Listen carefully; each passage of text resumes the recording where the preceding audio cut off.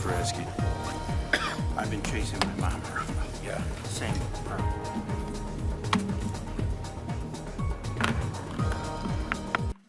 Good evening, everyone. Welcome to the Rochester Planning Commission, August 1st, 2022. Could I have the clerk call the roll? Thank you, Mr. Chairman. Chairman McGee, Here. Vice Chairman Hauser, Here. Secretary Sage, Here. Mayor Bixson, Here. Commissioner Gasson, Here. Commissioner King, Commissioner Lord, Commissioner Clark Martin, and Commissioner Stone. Okay, we have a quorum. Please join me with the Pledge of Allegiance. I pledge allegiance to the flag of the United States of America and to the republic for which it stands, one nation, under God, indivisible, with liberty and justice for all. Thank you very much. At this point, we'll take item number 3, which is public comment.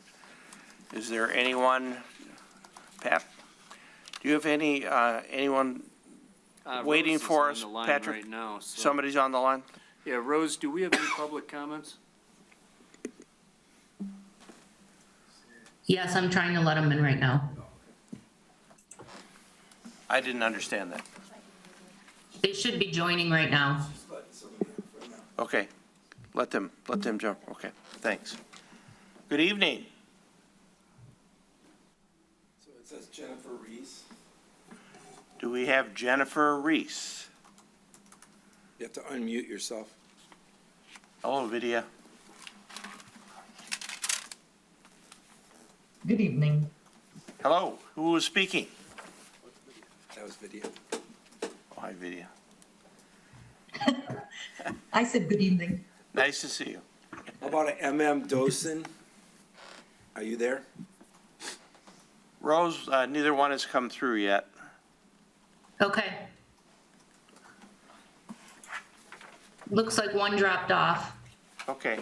Well, why don't you hang on to the other one and we'll let the person in the room speak and then we'll get back to that person. Sure. Pat, Yes, sir. good evening. Hi, thank you. Oh, sorry about that. Say, me, surprise. I know you're probably getting tired of me standing up here right after work in my scrubs, but y'all won't know now that I wear black every day to work. I sent the photographs and they were a little late coming, but the photographs were recent. You can look at many of the dates and they are the end of July.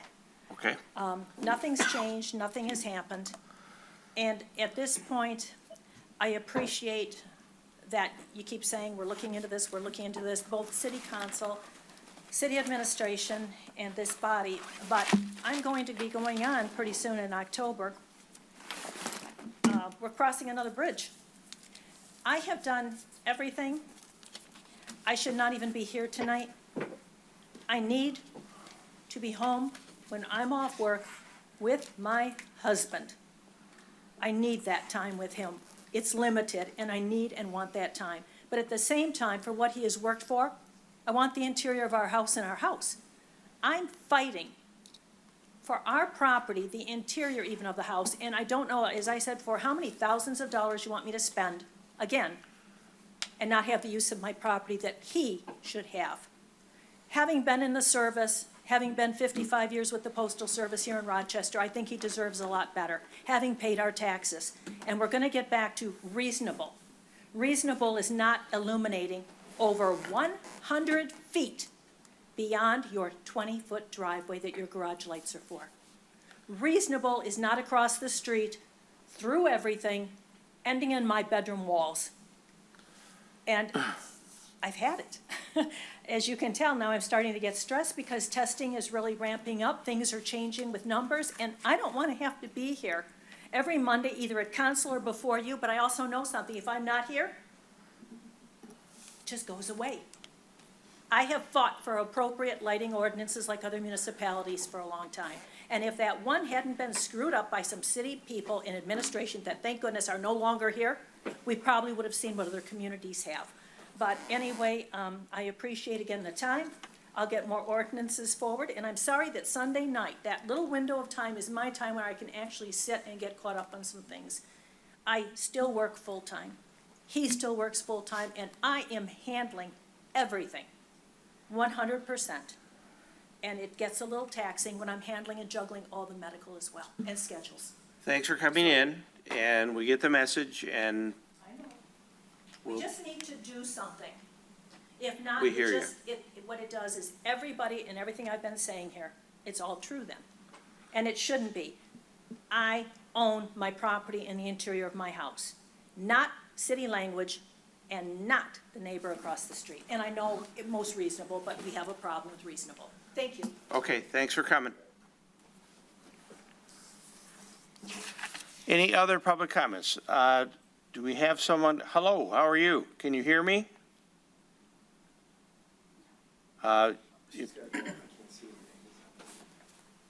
Can you take mute off on your, Picking the young lady computer? with the green background. Can't see your name there. If you would unmute yourself, please. They gotta be able to hear us. Vidya, you can hear us, right? Oh, there we go. Can you unmute yourself, ma'am? We can't Yes. hear you. We can't hear you. We can hear video, but, oh, there you go. Okay. There. Is it working now? Ma'am, you can speak now. Go ahead.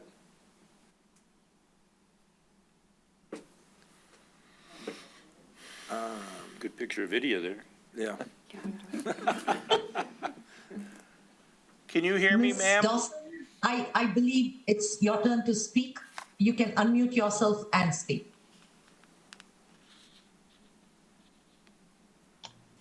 Is this about the 100 apartment building, 100-unit apartment building? No, it's not. What is your am I name? allowed to speak? What is your name? Nancy Dawson. Hi, on Nancy, how are you? Ludlow. Welcome to the Planning Commission meeting. Now, what is it Thank that you. you're referring to? What 100-unit apartment building? Solaronics, maybe? Probably, it's not here tonight. I hear that there is the building on Woodward is trying to build a 100-unit apartment building. Okay, that could be so, but they have not come before this body yet. So we don't know any of the details. Okay, so the Facebook that went out about this being a major problem tonight at the meeting is not so. Is that correct? That's correct. It's not yet on Okay. our agenda. It's not yet on our agenda. I think that's a ways off. I Okay. mean, we're hearing stories, but we don't know any details yet. Okay, that's good news. So stay tuned. You know, keep an eye out I because will. it might come forward. I sure will. Okay, thank you very much for calling in. We appreciate it. Thank you. Okay. Okay, any other public comment? I think we're good then. All right, we're going to go to number 4, approval of the minutes. The first is A, consideration of the minutes of the special meeting of June 30th, 2022. So moved. And do we have support? Support? It's been moved and supported. Any further discussion? Pardon me. Patrick, the roll call, please. I'm sorry, who made the motion? The mayor made the motion, Okay. and David Gaston supported. Okay, Mayor Bixon, Yes. Commissioner Gasson, Yes. Chairman McGee, Yes. Vice Chairman Hauser, Yes. Secretary Sage. Yes. Okay, thank you. And Ms. King is here now. Sorry. Oh, good evening. Hi, Sarah. Apologize. It's okay. Yes. B is consideration of the minutes of the regular meeting of July 21st, 2022. So moved. Support? Moved by the mayor, supported by Mr. Sage. Mr. Gasson. Mr. Gaston again. Any discussion? The roll call, please. Mayor Bixon, Yes. Commissioner Gasson, Yes. Chairman McGee, Yes. Vice Chairman Hauser, Yes. Secretary Sage, Yes. and Commissioner King. Yes. Thank you very much. Next, we have 2 public hearings. Number 5, A, Pharmaceutical, interior renovation and second-story addition to the building on the main Parkdale Road campus. Vidya. Good evening. Thank you, Mr. Chairman, members of the commission. Rose, if I could kindly have the ability to share my screen, I can put the site plan up. Okay. If you could disable yourself and make me a panelist, I will be able to share my screen. You'll have to promote me to a panelist.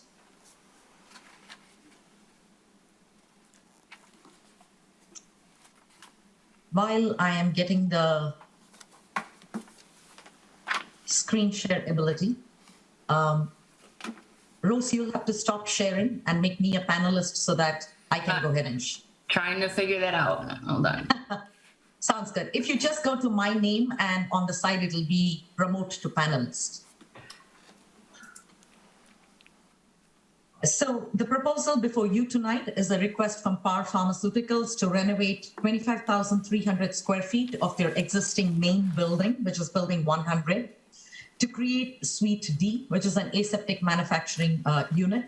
In addition, the proposal will involve the construction of a second-story addition on the roof to house the mechanical systems that is required for the manufacturing unit.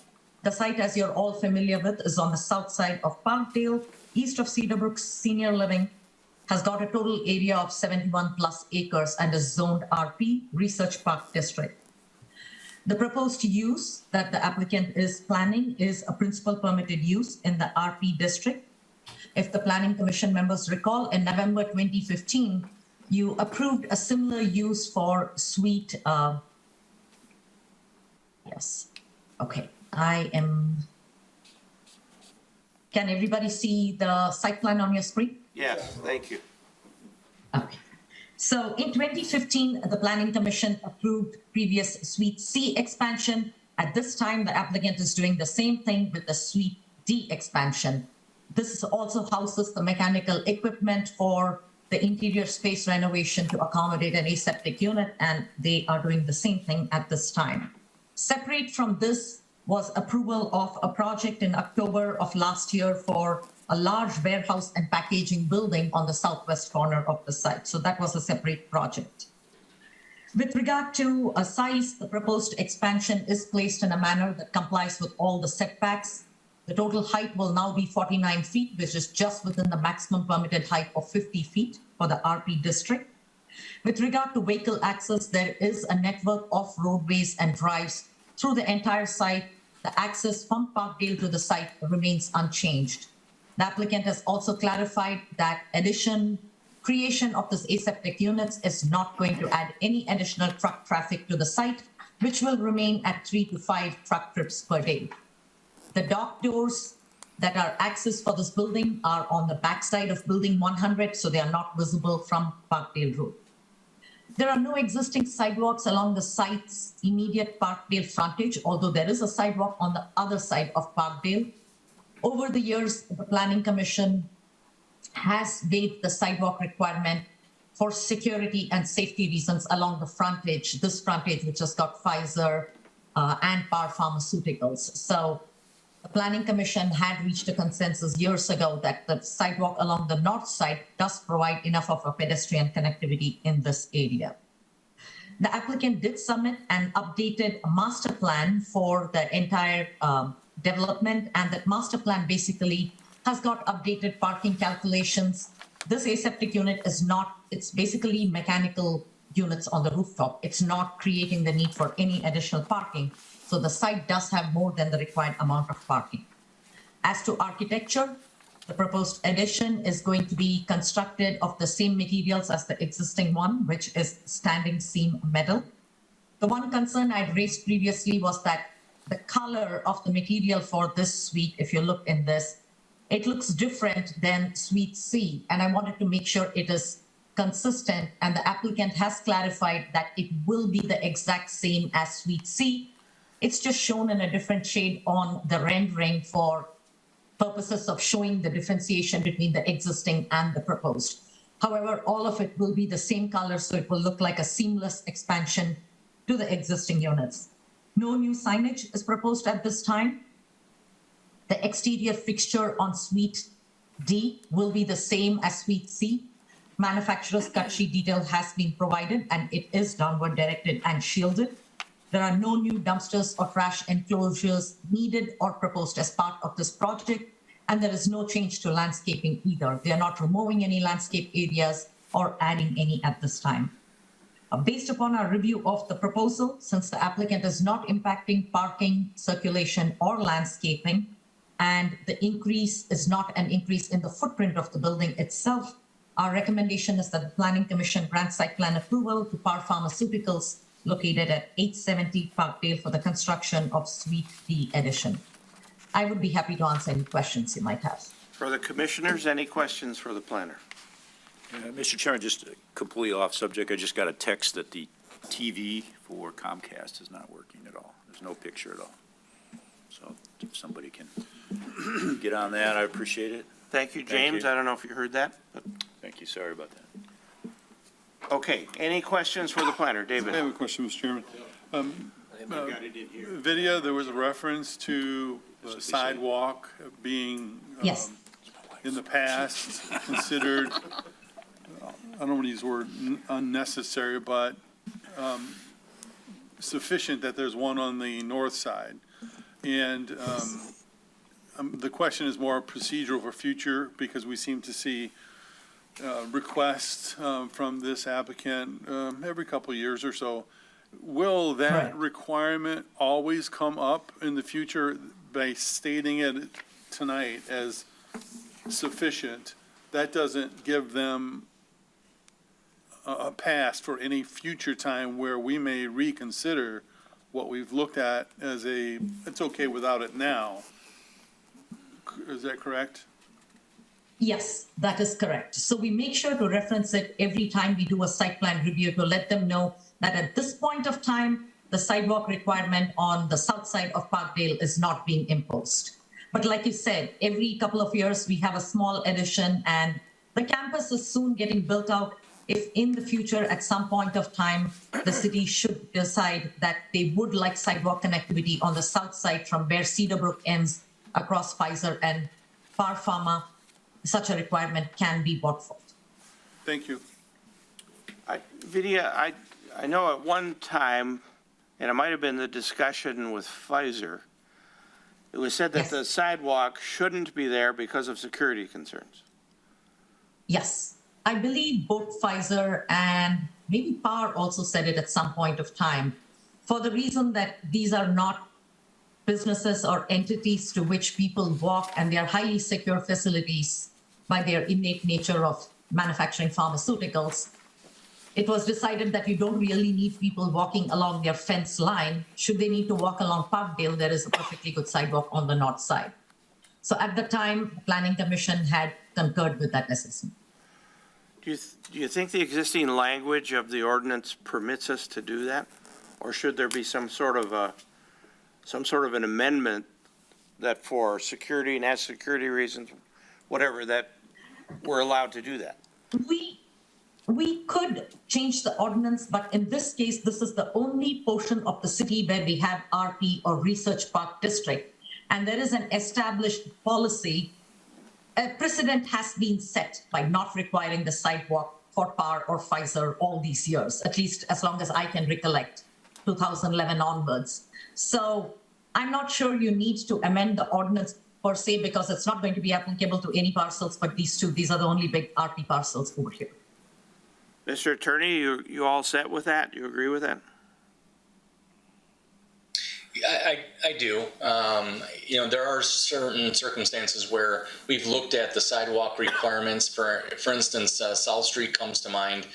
There's a practicality component where, for instance, a number of the buildings or properties along South Street, when they've gone through site plan review, Vidya's rightfully pointed out that there's a sidewalk requirement, and we are often went with, a sidewalk to where? Because you would just be a sidewalk along the stub right in front of their building. So we've actually entered into separate agreements, special assessment agreements, that if they're built in the future, then they would have to participate at that time. Not the same situation here, but we have allowed deviations from the sidewalk requirement when Planning Commission has been satisfied that there's really a reason to do it. So I would concur with Vidya on this. Okay, thank you. Just one more comment, Mr. Chairman. David? the reference to security or safety concerns me that if someone's walking on the sidewalk, they're in danger. I think in the past, when I've been okay with it, it's been more or less that there's one on the north side that serves the purpose and that there's practical difficulty in the topography along there. And I would just ask the question, what are we concerned about in terms of safety if someone's walking along there? If there is a safety concern, I'd like to know what that is. I wasn't referring to a safety concern for the pedestrians. I was referring to a security safety concern for the corporation. That they're doing things on those campuses that sometimes require intense security. And that we are going along with their judgment that there's no sense bringing the public closer if we don't have to. I mean, that exactly is a concern. You know, what is it they're doing that would be a concern of safety, that someone's on a sidewalk, a public sidewalk? I think it's more, I understood it to be more concern about the public violating the barriers of the site that are basically secure and there's no sense doing that. Vidya? If I may provide some clarification, yes. I believe the concern over here is if there is a public sidewalk, the public has a right to be on that sidewalk and just pretty much stand over there doing nothing. You cannot tell them not to be there. If there is no sidewalk, there's really no reason for somebody to loiter along the frontage of these properties. The fences that are along the frontage are only 6 feet. There is no barbed wire or similar kind of restraint. So should someone choose to trespass, it's a lot easier to trespass quickly, or if that's even a term, if there is a sidewalk and somebody's just hanging out over there versus having no sidewalk, and there's really no reason for you to be along the frontage of Par or Pfizer, because if all you're doing is walking, you might as well cross to the north side of the street and continue on your way. So that's what we meant by security and safety. We do not want to actively provide a situation for something of a trespass nature to occur, because you don't want somebody to get into a site where pharmaceuticals are being stored and trucks are going in and out with pharma products. That help, David? No, Mr. Chairman, I would rather say if my going along with it is relative to the fact that there's a sidewalk on the north side and there's topography issues that make it practical. Anytime you say there's safety issues, then that would mean that we're saying it's unsafe for public to be around there. And I don't think that's a good thing for us to say. Yeah, I'm fine with it. Okay. In any event, we're not going to require a sidewalk along the property. Yeah, I'm sorry, I got a little off the weeds there. Okay, thanks. Any other questions? And just to be clear, there's not a existing sidewalk on the south side, correct? Okay, and I'm fine. So essentially from Cedar Brook Right, all the way to the ice arena. right. Yeah, there's no sidewalk. Okay. Is the applicant present? Please, if you would, come forward. I don't know if there's anything you want to add. It sounds like you and Vidya have worked out your differences in the application. And yeah, thank you very much. Working with Vidya is always a pleasure. She, educates us as we go each and every time. So I just wanted to say thank you to everybody for the consideration and the teamwork thus far. Okay. Fantastic. Commissioners, any question for the applicant relative to the application? Okay. All right, this is scheduled for a public hearing, so we're going to consider the public hearing opened at 7:24. And I would ask if there's anyone in the audience who would want to come forward and speak about this proposed site plan approval. And Patrick and Rose, anyone waiting online to speak to us? I do not see anyone waiting online. Okay, very good. So no one's here to speak on it. So we'll declare the public hearing held, and it is now 7:25. Back to the commissioners, and it's up to you as to how you wish to proceed. Mr. Mayor. I would make a motion that we approve the renovations at Par that have been brought forward to the Planning Commission. And including the second-story addition. Including the second-story addition. Support? And that's been supported. Any discussion? Robert, I should ask you when I was up there, why the gap between, why the gap between the two second-story additions? It's purely aesthetic. The gap between the two has to do with structural. and snow load and things like that from the engineering perspective of where our column lines are. Okay. I figured it was something like that. I wonder if any consideration was given to a solid wall across there to make it look like one addition. We do have that in consideration, screening. Yeah, for the that's most all part. it would That's what we talked about that slightly prior, and it would just strictly be for aesthetics, just to make it look. It's not in the motion, but perhaps you'd consider it. I think it would look smoother. It would look good. Okay, thank you. Thank you. It's been moved and supported. Could we have the roll call, please? Mayor Bixson, Yes. Commissioner Gasson, Yes. Chairman McGee, Yes. Vice Chairman Hauser, Yes. Secretary Sage, Yes. Commissioner King. Yes. Thank you. 5B is an ordinance to amend Article 27, Site Plan Approval, Section 2703, Action on Site Plan of the Zoning Code of the City of Rochester, to add language regarding public hearing requirement for the site plan reviews. Mr. Attorney. Yes, thank you, Mr. Chairman. Before you, the ultimate request is going to be to conduct the required public hearing for this zoning ordinance to amendment to section 2703. What this ordinance does is it removes subsection A and inserts a more robust section which explains in reality what the site plan review process is in the city. The old language really doesn't comport with the processes that the city goes through today. So this provision goes through the process from application receipt to the planner, and once the planner is satisfied, it goes back to administration to set it for planning commission, and then it goes to the process of notices. And what the planning commission does with it at that point, which is to conduct the public hearing once it's satisfied or request additional information.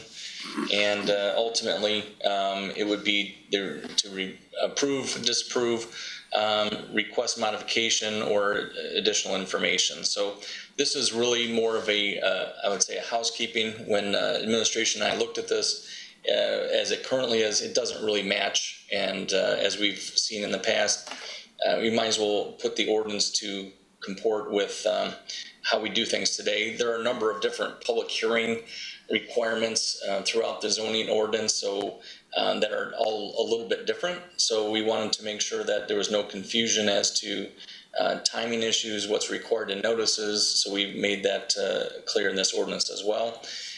You did consider this at your June 6th meeting and had no requested changes.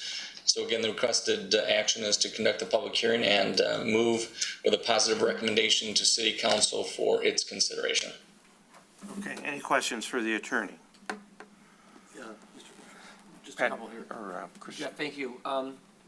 Jeff, thank you. So really quickly, the 300 feet demarcation, is that consistent with previous? Is there a requirement that has to be 3? Can it be more? Can it be less? That's consistent with what we've done in the past and what's in the Michigan Zoning Enabling Act. The public hearing notices, public hearing notification requirements in the MZEA do include 300 feet from the property lines. So certainly, Planning Commission wanted to increase it. They could. They couldn't. I wouldn't say you could reduce that. I do know on occasion when a particular project comes out, a city planning commission will ask administration to take some further above and beyond step, just out of good practice for when a particular issue arises. But I would say that it as is at 300 feet is your good standard.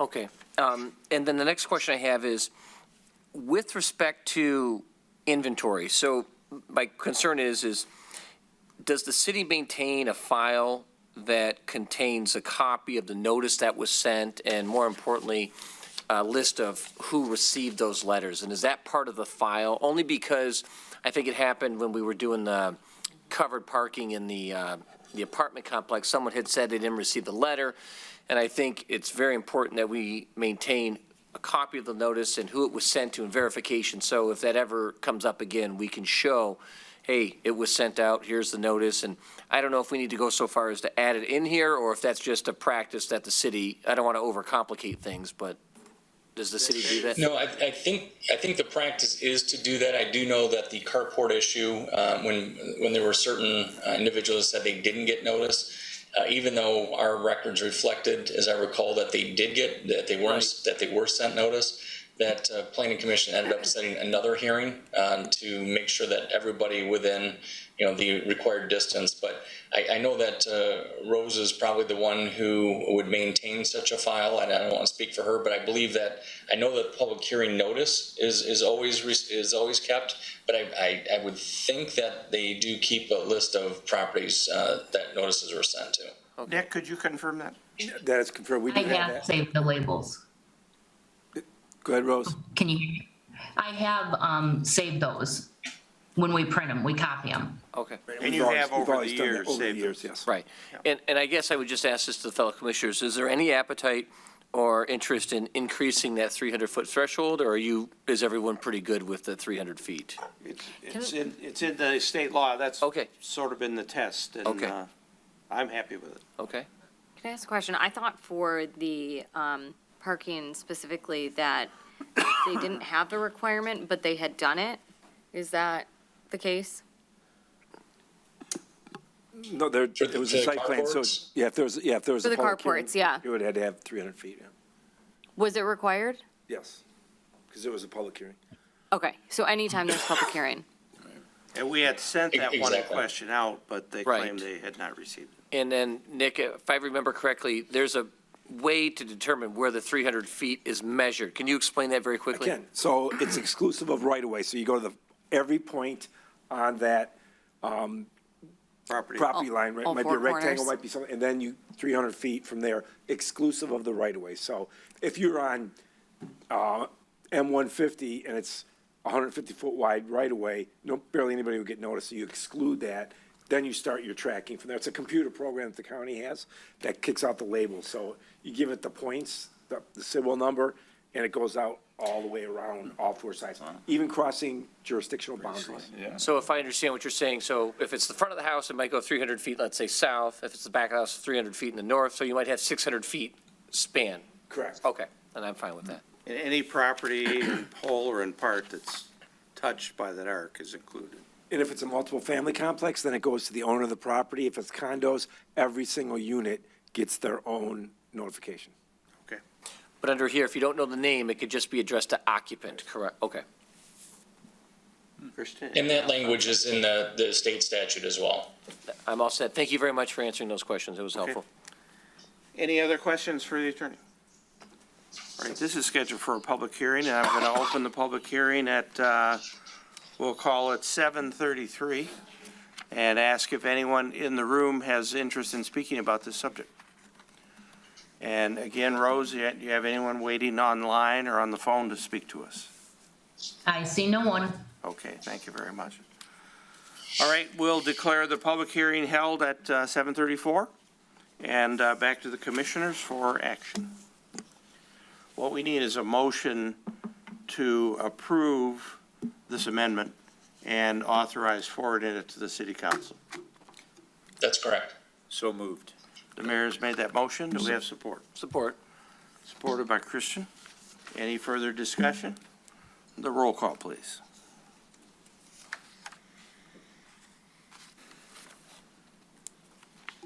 Thank you, Mr. Chairman. Mayor Bixson, Yes. Vice Chairman Hauser, Yes. Chairman McGee, Yes. Secretary Sage, Yes. Commissioner Gasson, Yes. and Commissioner King. Yes. Thank you very much.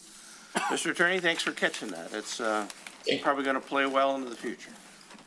Well, when after these planning commission meetings, sometimes we sit there and between the planner and us, we said, okay, where could we make this better? Where did we fall short? And when we look at the ordinance as it is now, it definitely fell short of explaining how in reality it works. So there's another opportunity to improve the ordinance. Thank you very much.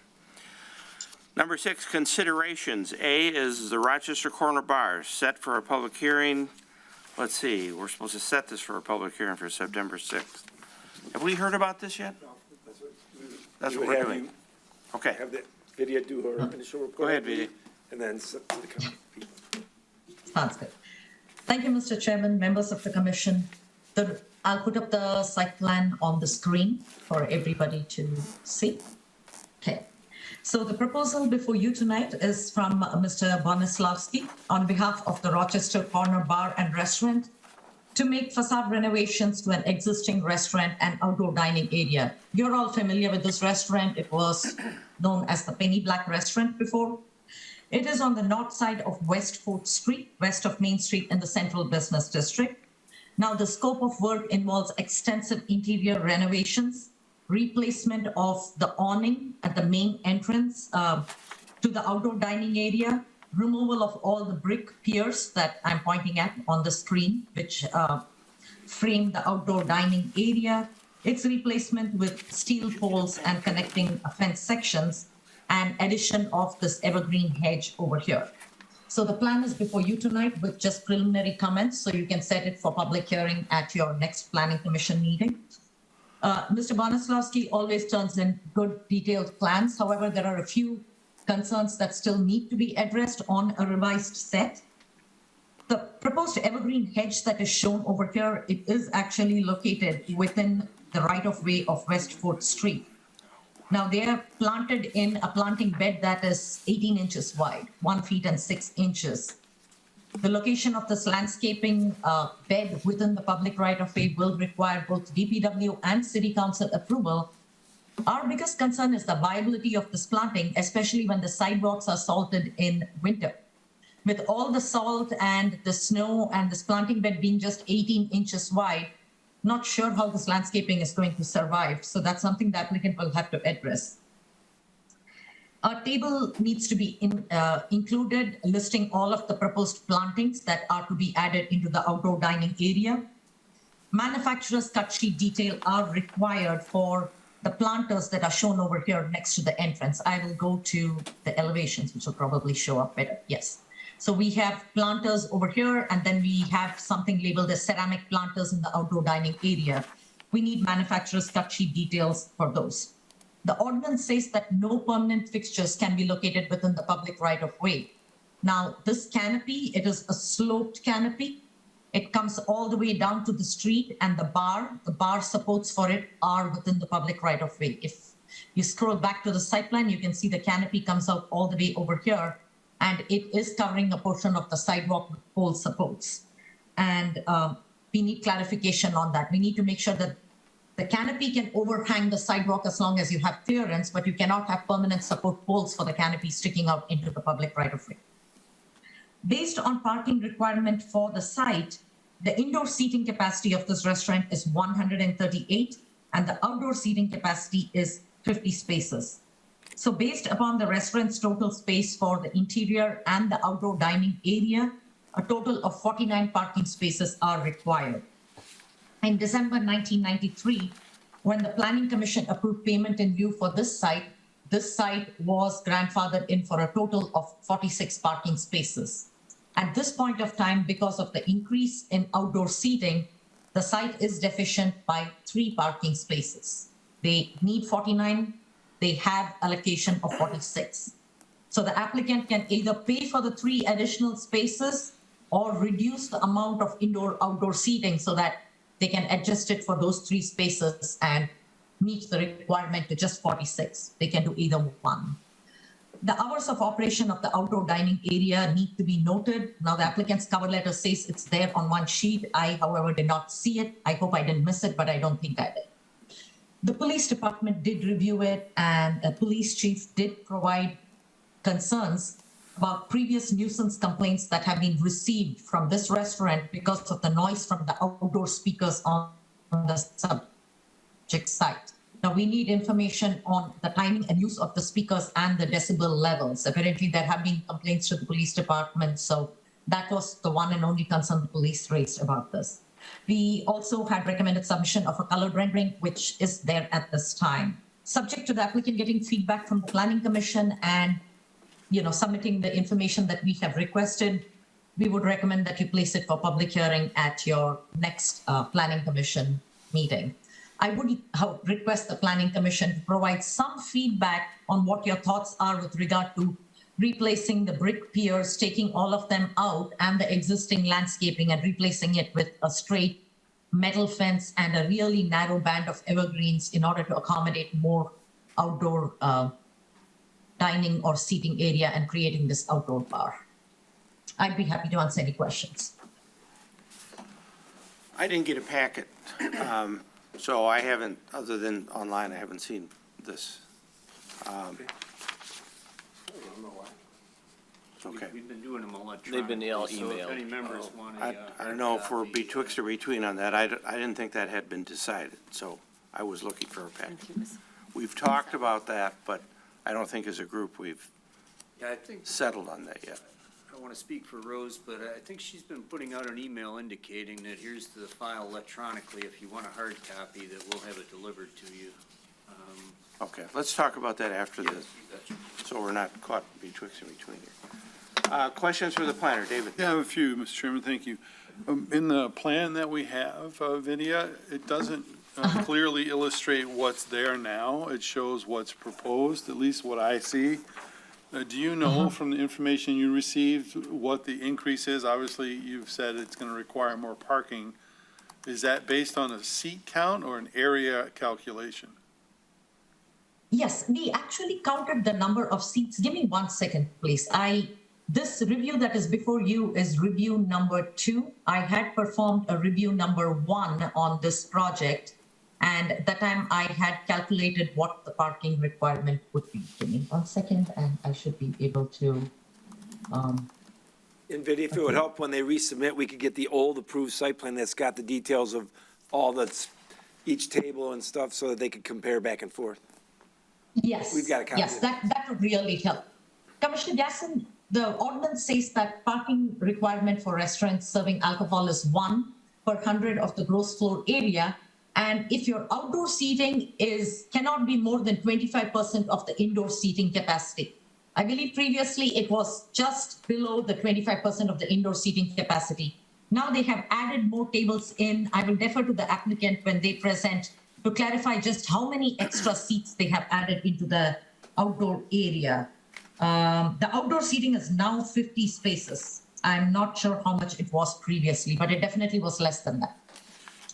I think maybe where my question was heading, or at least one part of it is, if it's just a number of seats shown on the plan as compared to an area calculation, maybe additional seats get added, mistakenly or on purpose later on, and increases head count in a seat. So that would be good to know. Is it area calculation or just graphic counting of seats? If I get a clarification, that'd be helpful. Capacity. It's based on seating capacity. So is the seating capacity determined by counting the number of seats shown on a drawing? Or? Yes. Okay. So that kind of leads to the idea that, well, more seats could be added later on without request for approval. Yes. Like rearranging the tables, so. Yeah, or just, I imagine, adding 5 at a table instead of 4. So that would be one question, maybe the applicant address on how they monitor and manage that. Not for today, but in the public hearing. The other thing about the plan is it looks as though the fence, you talked about the planning area being reduced.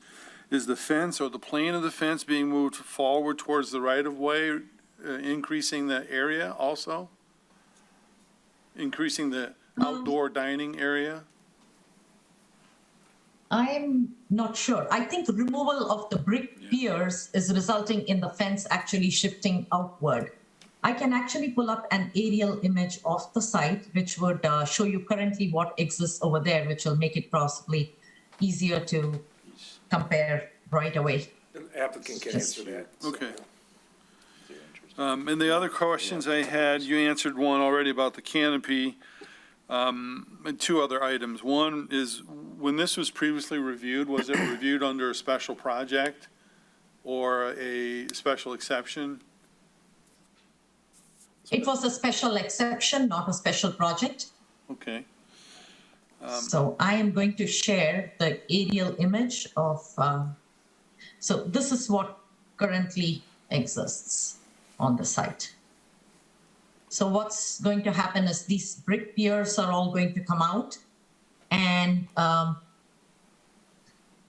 think the fence is going to go in at the edge over here, and this is the area where the landscape bed will be. So it would appear the fence is going to move towards the street, based on the plan and that image. Yes, Do looks like those it. pillars sit on the property line right now?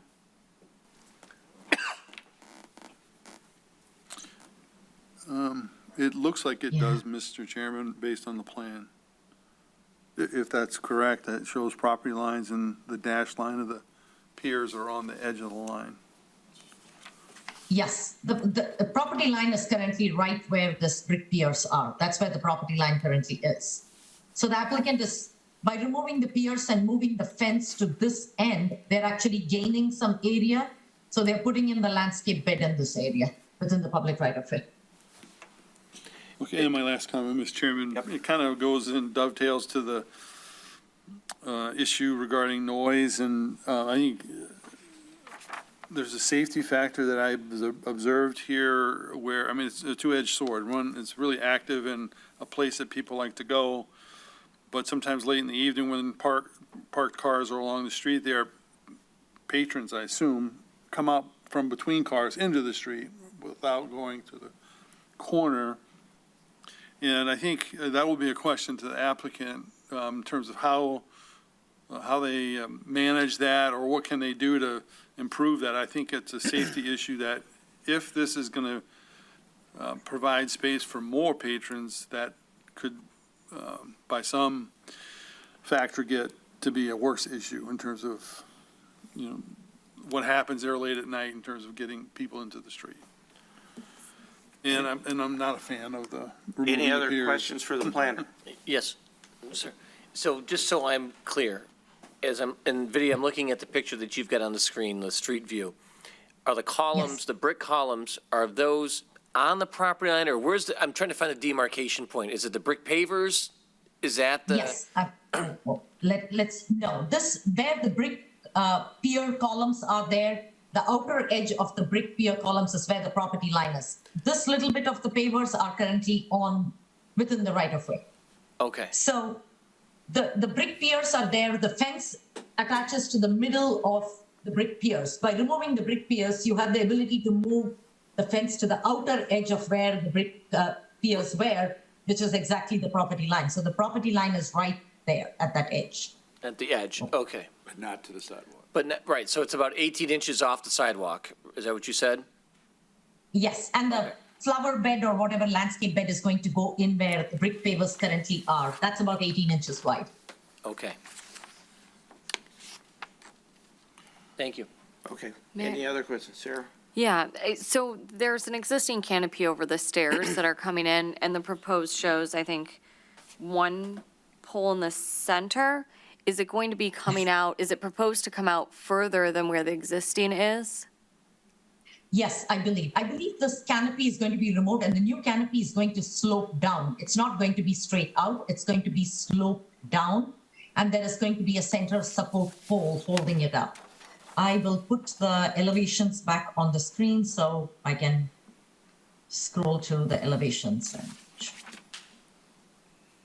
So it's a little difficult to see, but it looks like this is a sloped downward canopy that is coming towards the street, and this pole bar will be somewhere in the middle. I'm not sure relative to the facade. It looks like it's going to be within the public right of way, but maybe the applicant can clarify that it's still going to remain on their property itself.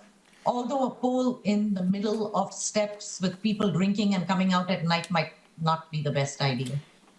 If you look at the letter dated July 20th from Ronan Roman, it says the proposed canopy post will not extend into the right-of-way.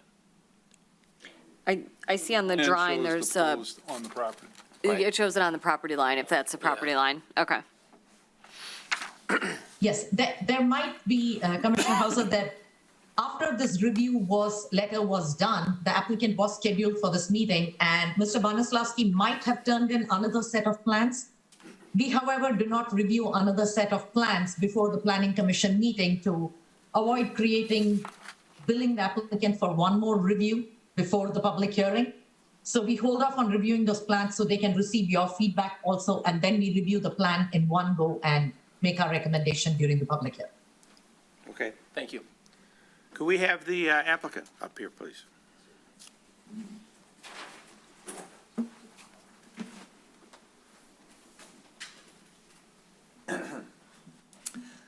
Good evening, Roman Bonislawski from Ron and Roman. Can you hear me? We can. Good evening. Welcome.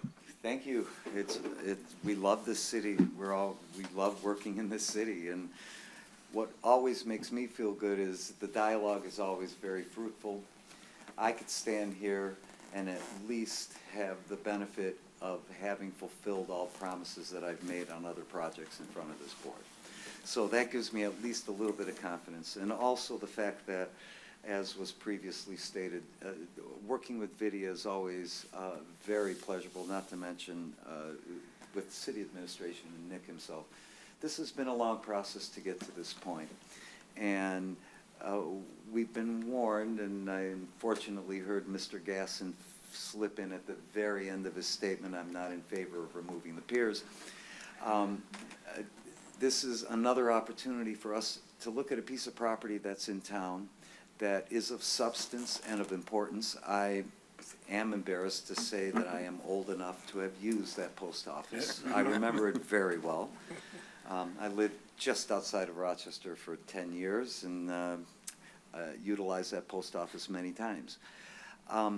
It's sad for us to see a piece of property where people throw little half shutters on sides of windows and put canopies up against the building that cut windows in half, and all those devices that just show a lack of sensitivity to what the original architecture was and the opportunities that exist. From an interior standpoint, we're not here to discuss that, but you will be very excited to see what the interior of this project will look like. A major remake of the interior? A complete relocation of a bar, making a centralized So no bar two dining rooms, so to area. speak, anymore?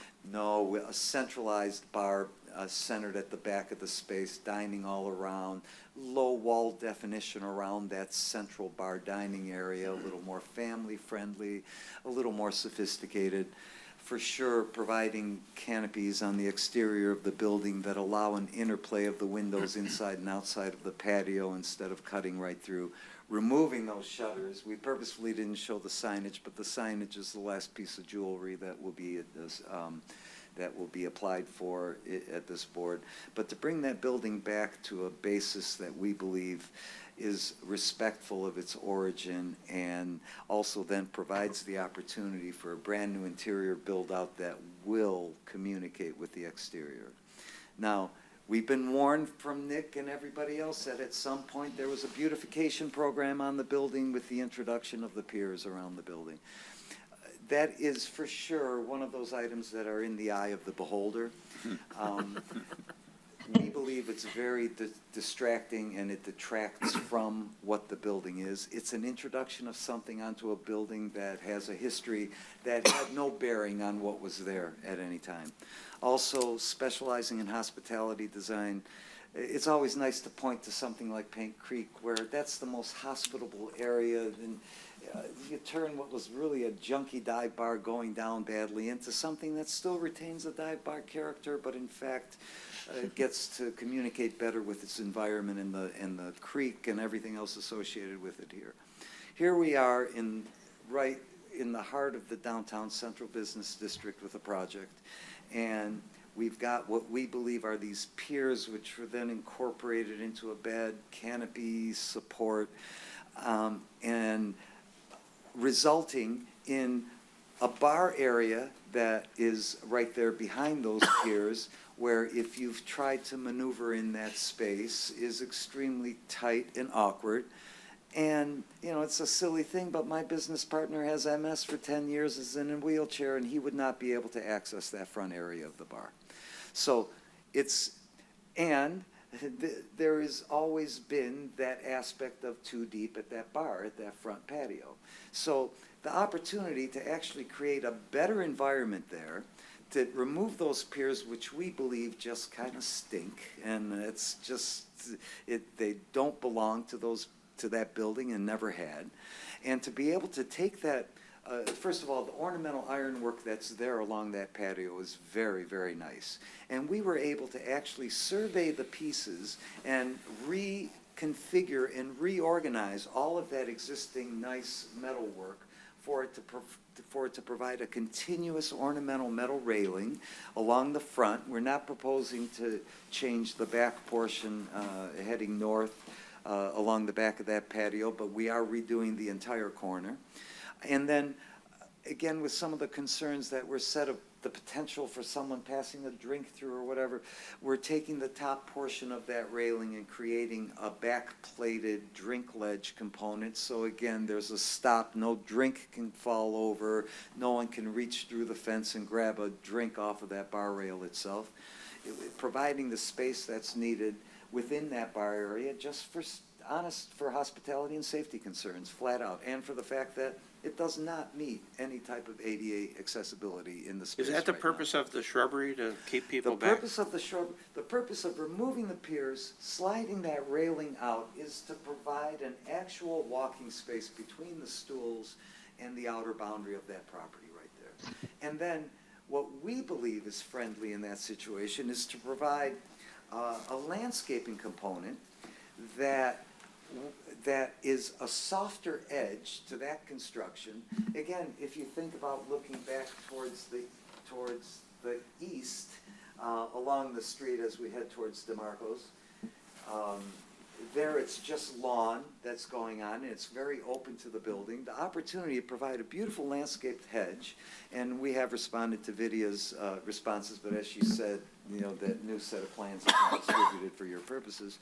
We're confident with the planting of the specific species of yew at that location, because it happens to be salt hardy. You find it in parking lot. You find it planted in parking lots a lot. It's easy to maintain. A yew does have its difficult periods during its initial stages of development. We're proposing to irrigate that to prevent that, what you see all too often is people putting arbs in or boxwood, and the next thing you see, all the boxwood's dead. So we're irrigating that area.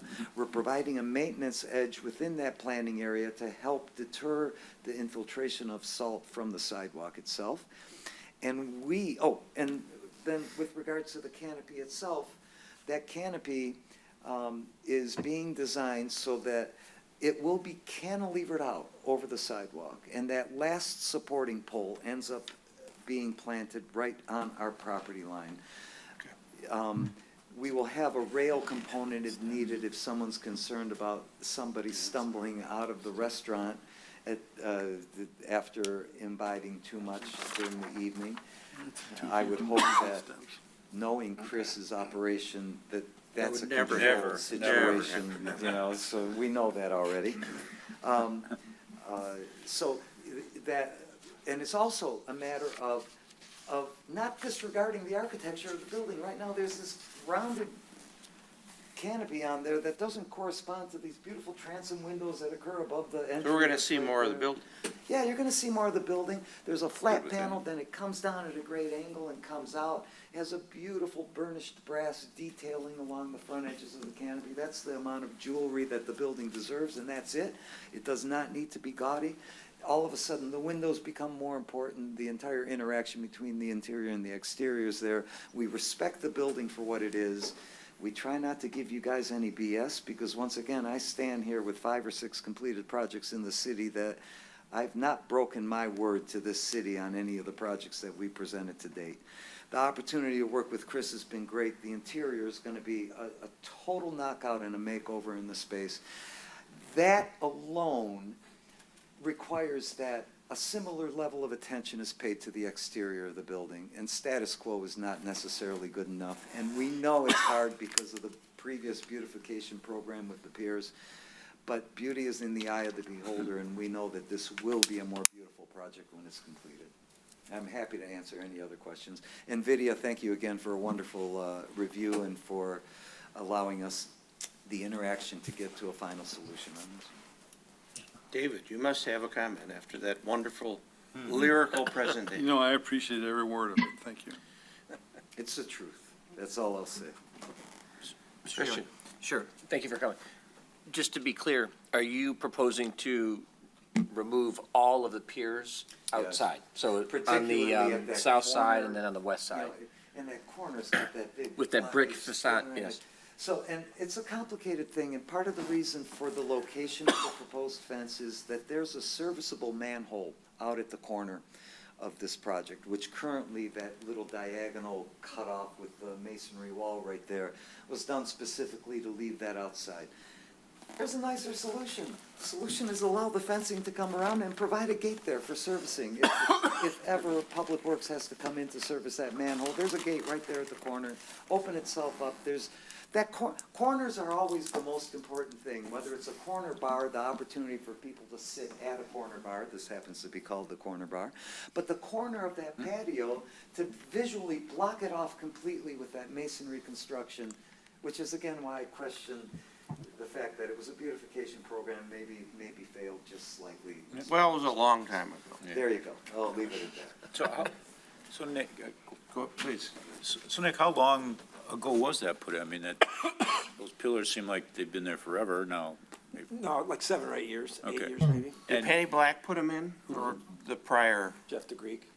Okay. So And they that did was, the outside dining. so that was a private person who put those in, it wasn't the DDA or anything? Correct.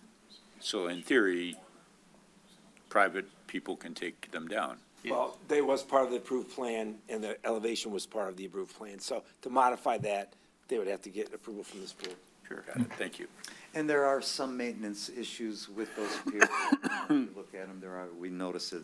There's mortar to be repointed, and with the cost of everything, the thought of throwing money at something that's already what we consider to be the ugly stepsister associated with the project is a. Are those the same bricks as, were they to match the building? They were to match the building, and they're close from that standpoint. Yeah. The complaint isn't there from our standpoint. Okay. I'm sorry, one more question. Yes. With respect to the landscaping and the use, Yes. is it fair to presume that if one or two don't survive the initial process, they're gonna be removed and replaced? Absolutely. Landscaping for us is like one of the most important things in bringing humanity to the project, and especially at a corner like this. That's a cost of doing business. That's an operation. We've designed a restaurant with a palm tree in front here in Michigan that gets replaced every year because It's needed a Michigan? palm tree. That's right, it's Michigan. There were some other considerations. We do have the cut sheets and all that Vidya had requested. They're very simple rectangular metal planters.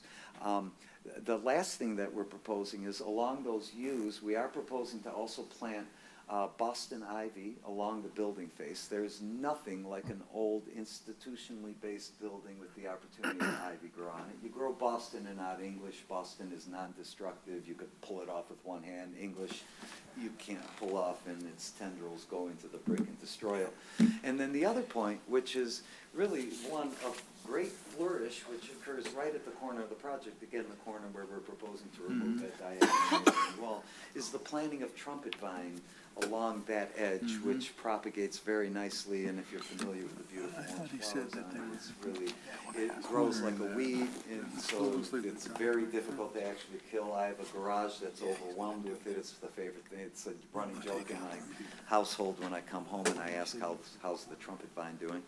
But those little touches throughout introduce just a little level of texture, color, sophistication, and humanity to a rather beautiful building. I mean, it's a beautiful, simple, beautiful building in town that's been kind of not treated very nicely to date. Are you increasing the interior Occupant load? occupant load? So we have provided full occupancy calculations. When you take, so occupancy is determined from a building code standpoint with regards to square footages. You're allowed to. Well, that bar in there, that center portion took up a huge amount of the floor space. It did, and our new plan, and I'll just do this as a courtesy to you since you didn't have a printed set, but here's a printed set. Thank you. This happens to have revisions in. We did the actual, So Vidya's correct in terms of determining parking requirements as related to seating in a building. There's also just building code standards for egress and occupancy, and we show our occupancy and calculations there. With employees and everything else, and standing room, I believe that we're in the neighborhood of 240, 250 people in the interior of that restaurant. That's all in, and that's how bathroom counts are accounted for and all of your egressing requirements. On the outside, we've gone from 25%, the ratio of interior to exterior seating, we've gone from 25% to 36%. So that, and also, the seating is shown, with umbrellas placed between it. That's how the seating works. If there's an issue to be had with someone, or are we planning on buying extra chairs to throw extra chairs in the place? That's not part of the program right now. If there's a limitation on occupancy by the fire marshal, that'll be a stated occupant load, so you could live by that. And then, special land use and liquor licenses are all tied to occupant loads and whatever the contractual agreement is with the city. It's a very exciting project for us. The interior of the place really is not very good. It will now be exceptional, and the opportunity to just kind of strip away what's been done poorly to the outside of the building and handle it gingerly and tenderly is the type of project that we love more than anything else. Mr. Chairman, if you wouldn't mind, if Chris could introduce himself. Chris, love to meet you. Sure. Everybody have a background. Sure. Good evening. Your name? My name is Chris Backus. I do, first I want to thank everybody for hearing our case. It's a project that we're very excited about. Excited and thrilled to be part of the community here in Rochester. My family and I have recently moved here, just north of town. We're here to stay. So I've got little ones that are growing up in the city and going obviously to Rochester schools. And the simple fact of what we're requesting here is not a small piece of what we're doing for that location, for that project. We feel it's going to really beautify that corner, take it to another level, so to speak, allow us a little bit more of ease of service, so people are a little more comfortable. Those of you who know how tight it gets back there. And overall, it allows us to clean, allows us to, in case of an issue or an emergency, we can get people in and out of that space rather quickly, which is always a concern of ours. We obviously would like to do capacity business. That's why we get in this industry, to maximize our space, maximize our opportunity. And I just wanted to thank everybody for hearing our case and hope that you vote in our favor. Just tell them what you do, why you bought this park. Thanks. In terms of, Nick, I know we've had a lot of conversation, but. Of what, your background? Oh, and sure. And maybe the menu. And Sure. I mean, I've been in the food business for almost 30 years. I grew up, my father owned a restaurant forever called Ernie's in Clinton Township. Kind of cut my teeth out there. Big banquet hall, big bar area, big dining room. So we're used to high volume business. We have an impeccable reputation in that community. As I've gotten older, I want to continue to branch off, use my experience, and not only that, but my real passion is food and seeing what I think is possible without any disrespect to the previous owners. The food that can be elevated to a whole nother level. It doesn't have to be sophisticated and complicated; it just has to be good. And I think that's something the city is really missing in terms of that little niche, that corner bar with. I'm not trying to keep using the word corner, but that corner bar concept where people can come multiple times a week, get good food, get good service in a casual yet sophisticated design, I think is going to hit the city right in its sweet spot. Do you have other businesses right now that are operating? Do I have other businesses? Other restaurants, yeah. I do, yes. Ernie's on 19 in Garfield. I have 2 Leo's Coney Island franchises and an off-premise catering company called the Detroit Food Company, which does at parties from anywhere from 40 to 4,000, all off-premise, primarily in Oakland County. Okay. And so that's, my background in a nutshell is I've been a restaurant guy for 25, 30 years. Maintaining a proper, safe environment is very important for us to have longevity in this industry. For us to have longevity in a location, it has to be safe, it has to be clean, it has to stay beautiful in terms of the comments made about some of the greenery dyes. It's the curbside appeal is huge.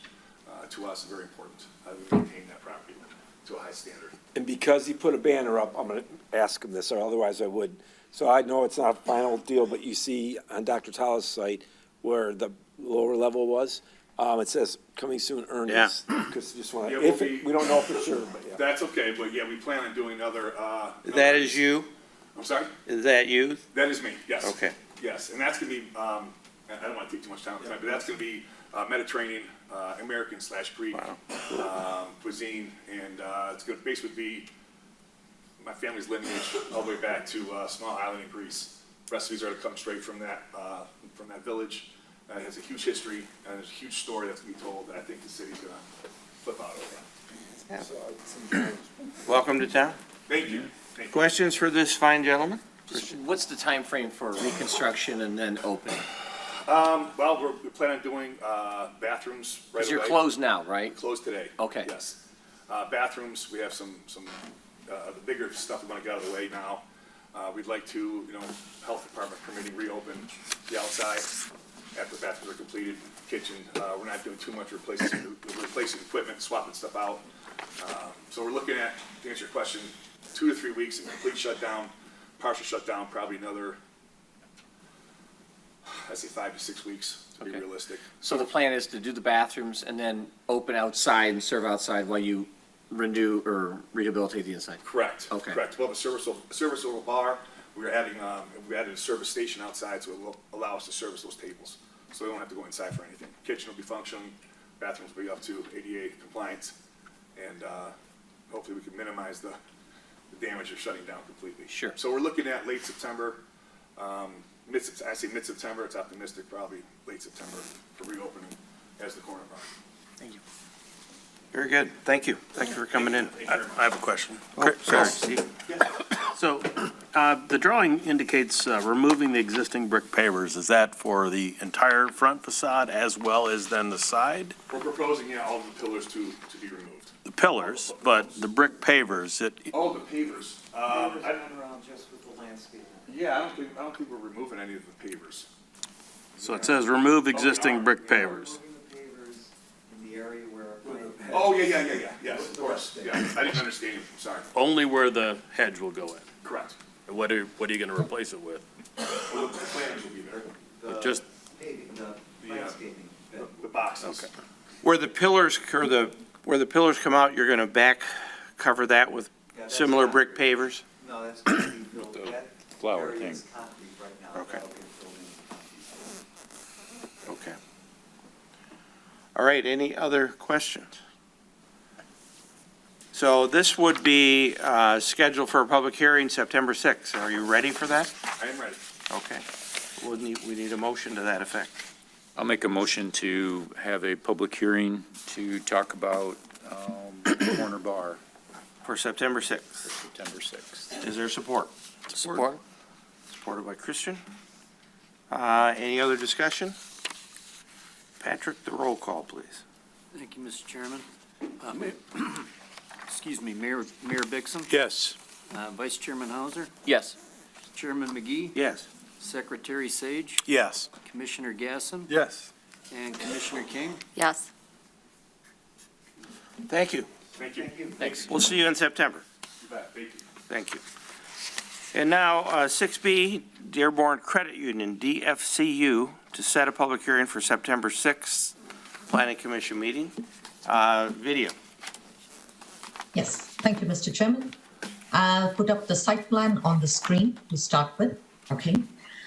The proposal is from Mr. Edward Seelan on behalf of DFCU Financial to operate a credit union within an existing single-story building at 511 North Main.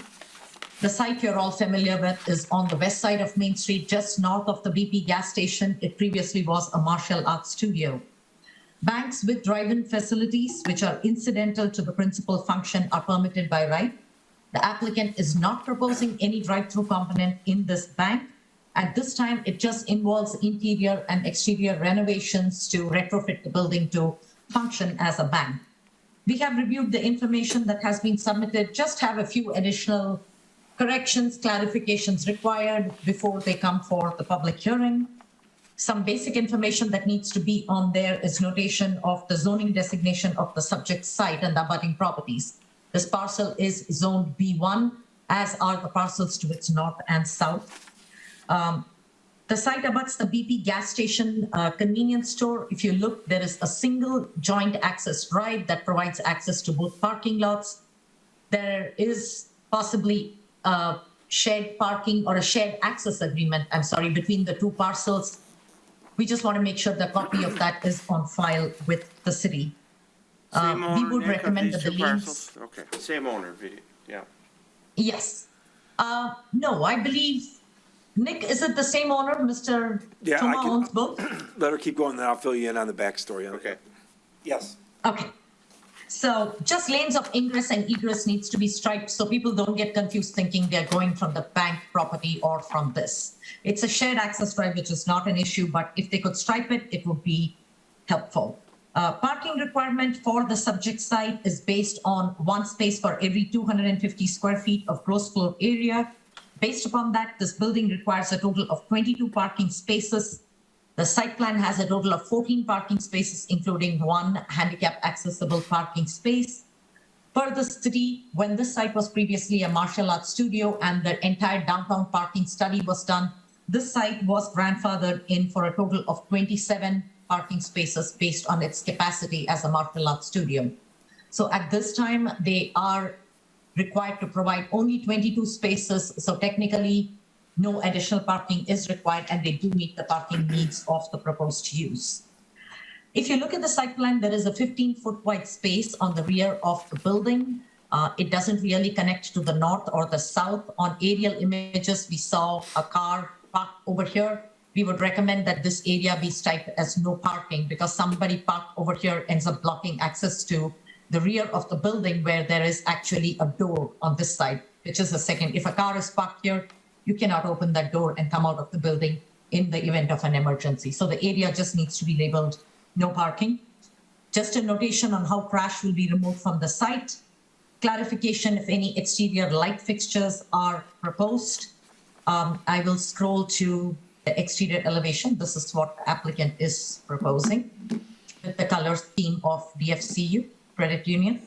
Clarification is needed whether there are any rooftop mechanical units which need screening. As you can see, there are exterior light fixtures over here. I just need to see manufacturing cut sheet details to make sure that they are screened.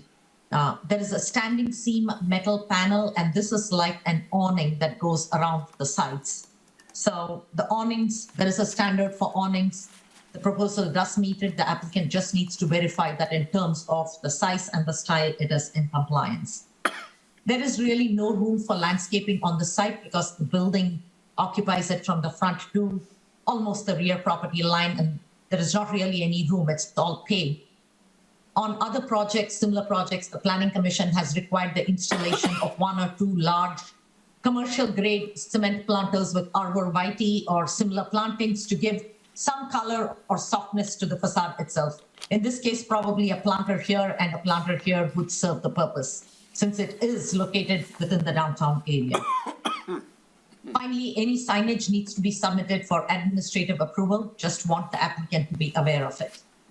Based on this information being submitted on a revised and dated set of plans, we would recommend that you set this forward for public hearing at your next meeting. This is a good adaptive reuse of a building. As a martial arts studio, it is a slightly dated building with the way the proposed renovations are intended. It'll actually be more in keeping with the downtown character, but you can see the activity inside the building itself. I would be happy to answer any questions you might have. Questions for the planner? I have a question, Mr. Sure. Reference to the grandfathered parking, maybe not a full answer at this point, but I would like to understand that a little bit better for a site like this where other adjacent public parking isn't really available, like in some other areas in the city where we've had grandfathering. Yes. Where are those, and I'm sure it's just kind of a search of records, where were those designated when that study was done for the 15 or so extra spaces? And maybe for the applicant, when it goes to public hearing, maybe addressing, this facility is anticipated to be a walk-up type of facility versus a drive-up or drive-through, since there isn't a drive-through. I'd like to understand, how that bank sees itself operating on Main Street with not what would be, in my opinion, adequate parking. It'd be interesting to hear both of those, what our position was in the past with grandfathering and the applicant's vision of how it works for them. With regard to the parking and the grandfathering, Nick is an expert on the parking study because Nick was there at the time that entire study and the survey was put together, the detailed and painstaking survey of charting out every use based on occupancy, how much parking they need and what. So Nick, would you be able to answer that question, please? Sure, Mr. Chairman. So, but if you go back to the site plan, I'll start from the beginning if you don't mind. So it was two separate parcels owned by two different people. So Fred Toma owns the BP piece. If you come down just a little bit, there you go. So many folks would have thought that the property line, the parking was the property line. So in fact, the property line is adjacent to the south building. You can see all the parking, the wide driveway is within, I think, 18 inches of Fred's building. Yeah. So when the karate studio was there, and Vidya's right, so the history of the parking melded together was we took the existing use that was determined, as was talked about earlier, about the capacity. So they had a capacity of 54 potential people in there. It's one space for every two occupants. So it was 27 spaces. So that just got not even grandfathered. That's the parking that was assigned to that building. So the way we set up the parking management district was anytime you change the use inside the building that requires more than what was, we don't call it grandfathered, assigned to that use, then you are deficient in parking. Back then, we didn't worry about where's the off-site parking, all that good stuff. It's a logical question of if you're short, if you only have 14 spaces, even as the studio, what'd you do with all these people? So, very interestingly enough, when this building decided to be sold, the gentleman, I knew him from Southfield forever, for like 40 years. Little guy owned it, his family didn't want it, he passed on, and the family just decided to sell the property. I can tell you that I would have 4 to 5 per month serious people come in and say, I'm buying this, and every single one wanted it to be retail. Retail, if you recalculate, they'd be short 14 spaces on top of the 27. That didn't count employees, anything. We had some very intense uses, restaurants, cafes, a little bar, a carry-out place, a commissary, all wanted to go in there. If you know who the property owners are, you have two strong personalities. Mr. Toma, who owns the PP, and again, he understands that all that parking was for the karate studio. That parking lot wraps around the back of his building. Technically, the side, it looks like the side was down the back. That's his parking. He had an agreement with the owner of the karate studio that in the evening, they could use his parking spot. They just had a gentleman's agreement. When some of the new users started to come in, the red flag went up like, if you put in a retailer there, that's for sure not going to have enough parking, barely for their employees. They're going to crush my site. There is one shared driveway. There's no good way to delineate that driveway, because when MDOT put in the Main Street, they put it back how they wanted it, which is a little bit confusing. We had to just protect that first handicap spot. The property owner to the north is Dr. Atala. He has prime parking there. If anybody parks in that spot that isn't in his project, you'll get towed. And I understand. He's paying the taxes on that stuff over the covered parking structure, all the wear and tear on that, wear and tears on the structure below it. There you go. Thank you, Vidya. So it's if you can't live with 14 parking spaces, you shouldn't be in this building. So I can't tell you how many people I had to take a hard line with them saying, I'm not going to, you have the right, but we're not going to suggest the planning commission let you pay in lieu of parking because of exactly what you said, Mr. Gatt. Where are you going to park? The closest park, you'd have to walk across Main Street, over down 2 blocks into the deck. Who's going to, we don't want people, or you run across Walnut like people do, not at the signal. Way too dangerous. We would not encourage pay in lieu of, I don't care how much money, at $12,500 you wanted to pay at the time, that we didn't think that was a good idea, nor would we support it. So we were praying that we find a property or a user that could minimize the use of the parking for their own reasons. They could you have their employees park on the deck and walk a couple blocks by parking passes, that's great. I would let the credit union folks explain what you asked Mr. Gasson about. How are they seeing that this actually functioning in reality with 14 parking spaces? It's not car-driven. So all those things together, when they came in, it was like, great, I got a user that's actually technically under required parking. The way their business plan is, it should work. They're modernizing the building, opening up some light on the south side. So in order to control his own future, Doc, Atala, and Fred looked at this building. Fred Toma bought the building so he can control who he leased it to. So it's his building. So he met with the credit union and they worked out their deal. By doing that, he, instead of the city being the bad guy, he could say, I don't want to lease to you. I'm going to control my own future because I'm worried about who you're going to be and what you're going to be and how you're going to use that adjacent parking. So that's kind of the background of it. And if the credit union folks want to explain, I can tell you this, the inside story. That was in Dearborn. That's where it started. Sure. My dad was the first customer ever of the Dearborn Federal Credit Union because the city employees were allowed to join. So I told him that story, and that's back in the 1950s, literally. So It's kind of cool. it was very cool. I was the third. My mom was second. I was the third. You still have your account there? Sadly, didn't live it. When we left Dearborn, we had to get rid of it, so yeah. Video, what's the bottom line before we hear from them? What is needed for parking? How is it accommodated? It's just grandfathered in, if you want to call it that, at the Yes, 22. So they're, Yeah. with They're what they have, compliant. they're fine. Correct. They don't have to purchase They- or, No, nothing. they do not have to purchase at this time, which is why I put in the clause so there's no confusion. At the time the parking management district was done, it was decided that 27, based on its capacity, the site needs 27 spaces, but they're able to live with 14, which were existing. So like Nick said, any other use that is allowed in the B1 district will be way more intensive than a bank. If you have a restaurant or a cafe, those are all 1 per 100 gross floor area or 1 per 150. This is the only use that is 1 per 250. It's about as light as it gets because even a medical office requires more parking than this. So when it comes to this commission voting on this site plan, it will Parking compliant. fully meet the parking. That's correct. You'll have an excess Yes. of 5 spaces. Okay, thank you.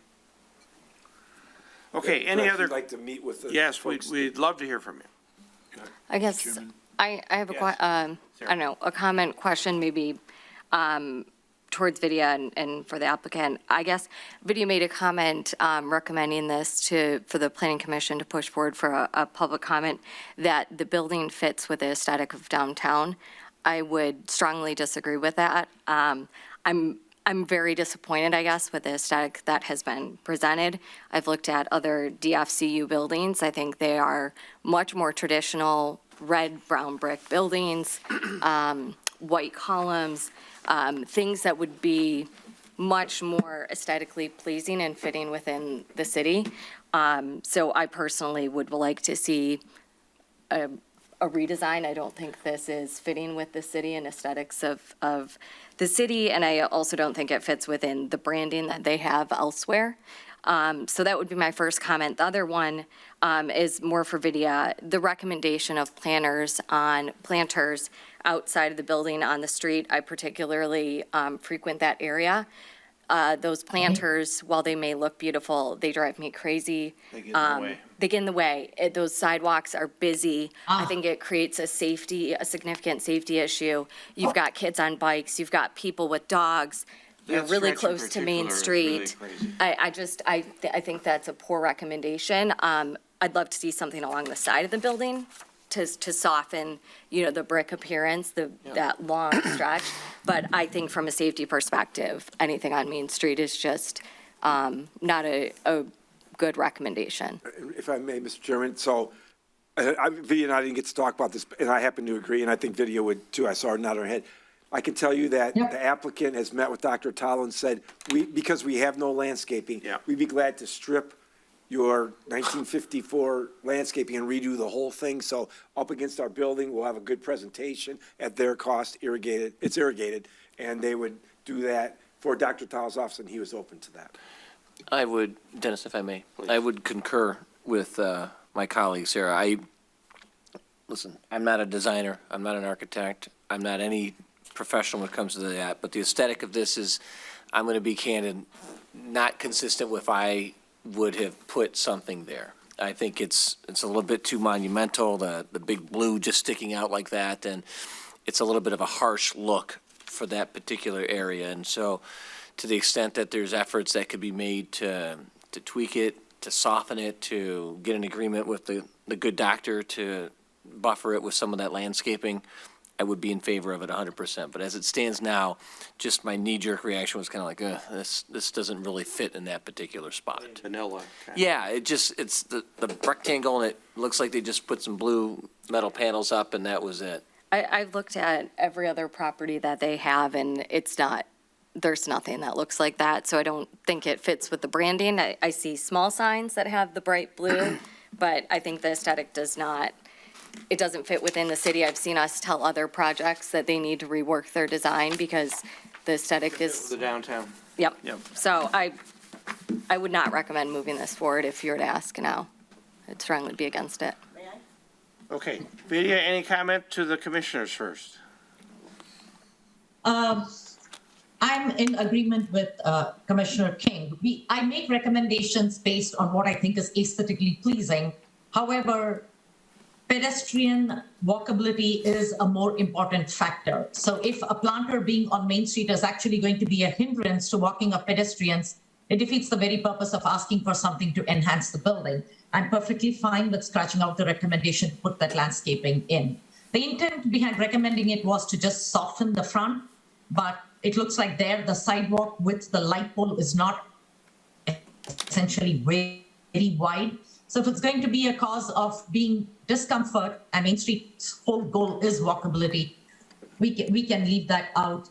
With regard to architecture, that's exactly why the project is before you. While the Planning Commission and the applicant is presenting, I'm actually looking up a couple of DFCU, other financial credit unions, to see what they look like based on what Commissioner King and Hauser said. Thank you. Mr. Mayor. And just one comment, and this has not much to do with the new people coming in, but the current situation, like behind that building, is full of trash and weeds and is terribly maintained. That strip right out the back door? Yeah. Loading area, it's been, I saw that too. So, I mean, that's, Does that happen since the karate studio left, or? It was part of that, yep. Okay. Not acceptable, though, it should be cleaned up now. Okay. Thank you for pointing that out. Good evening. Good evening. I'm You're- Shirley Gannum, the architect. Hi, Shirley. DFCU. Welcome to our meeting. Thank you. And I do appreciate your comment, and I guess it's a compliment, because I was the architect for all the other round-up DFCUs. Just a little history, the original design that you were describing, we went through that in probably 2002. It was a revamp of their existing brand image. The idea was to go back to roots, to go back to the foundations, and that's where the columns came in and the arches and the brick. But through the years, we were not building ground-up branches. The market's not there for brand-new 5,000, 4,000 square foot buildings.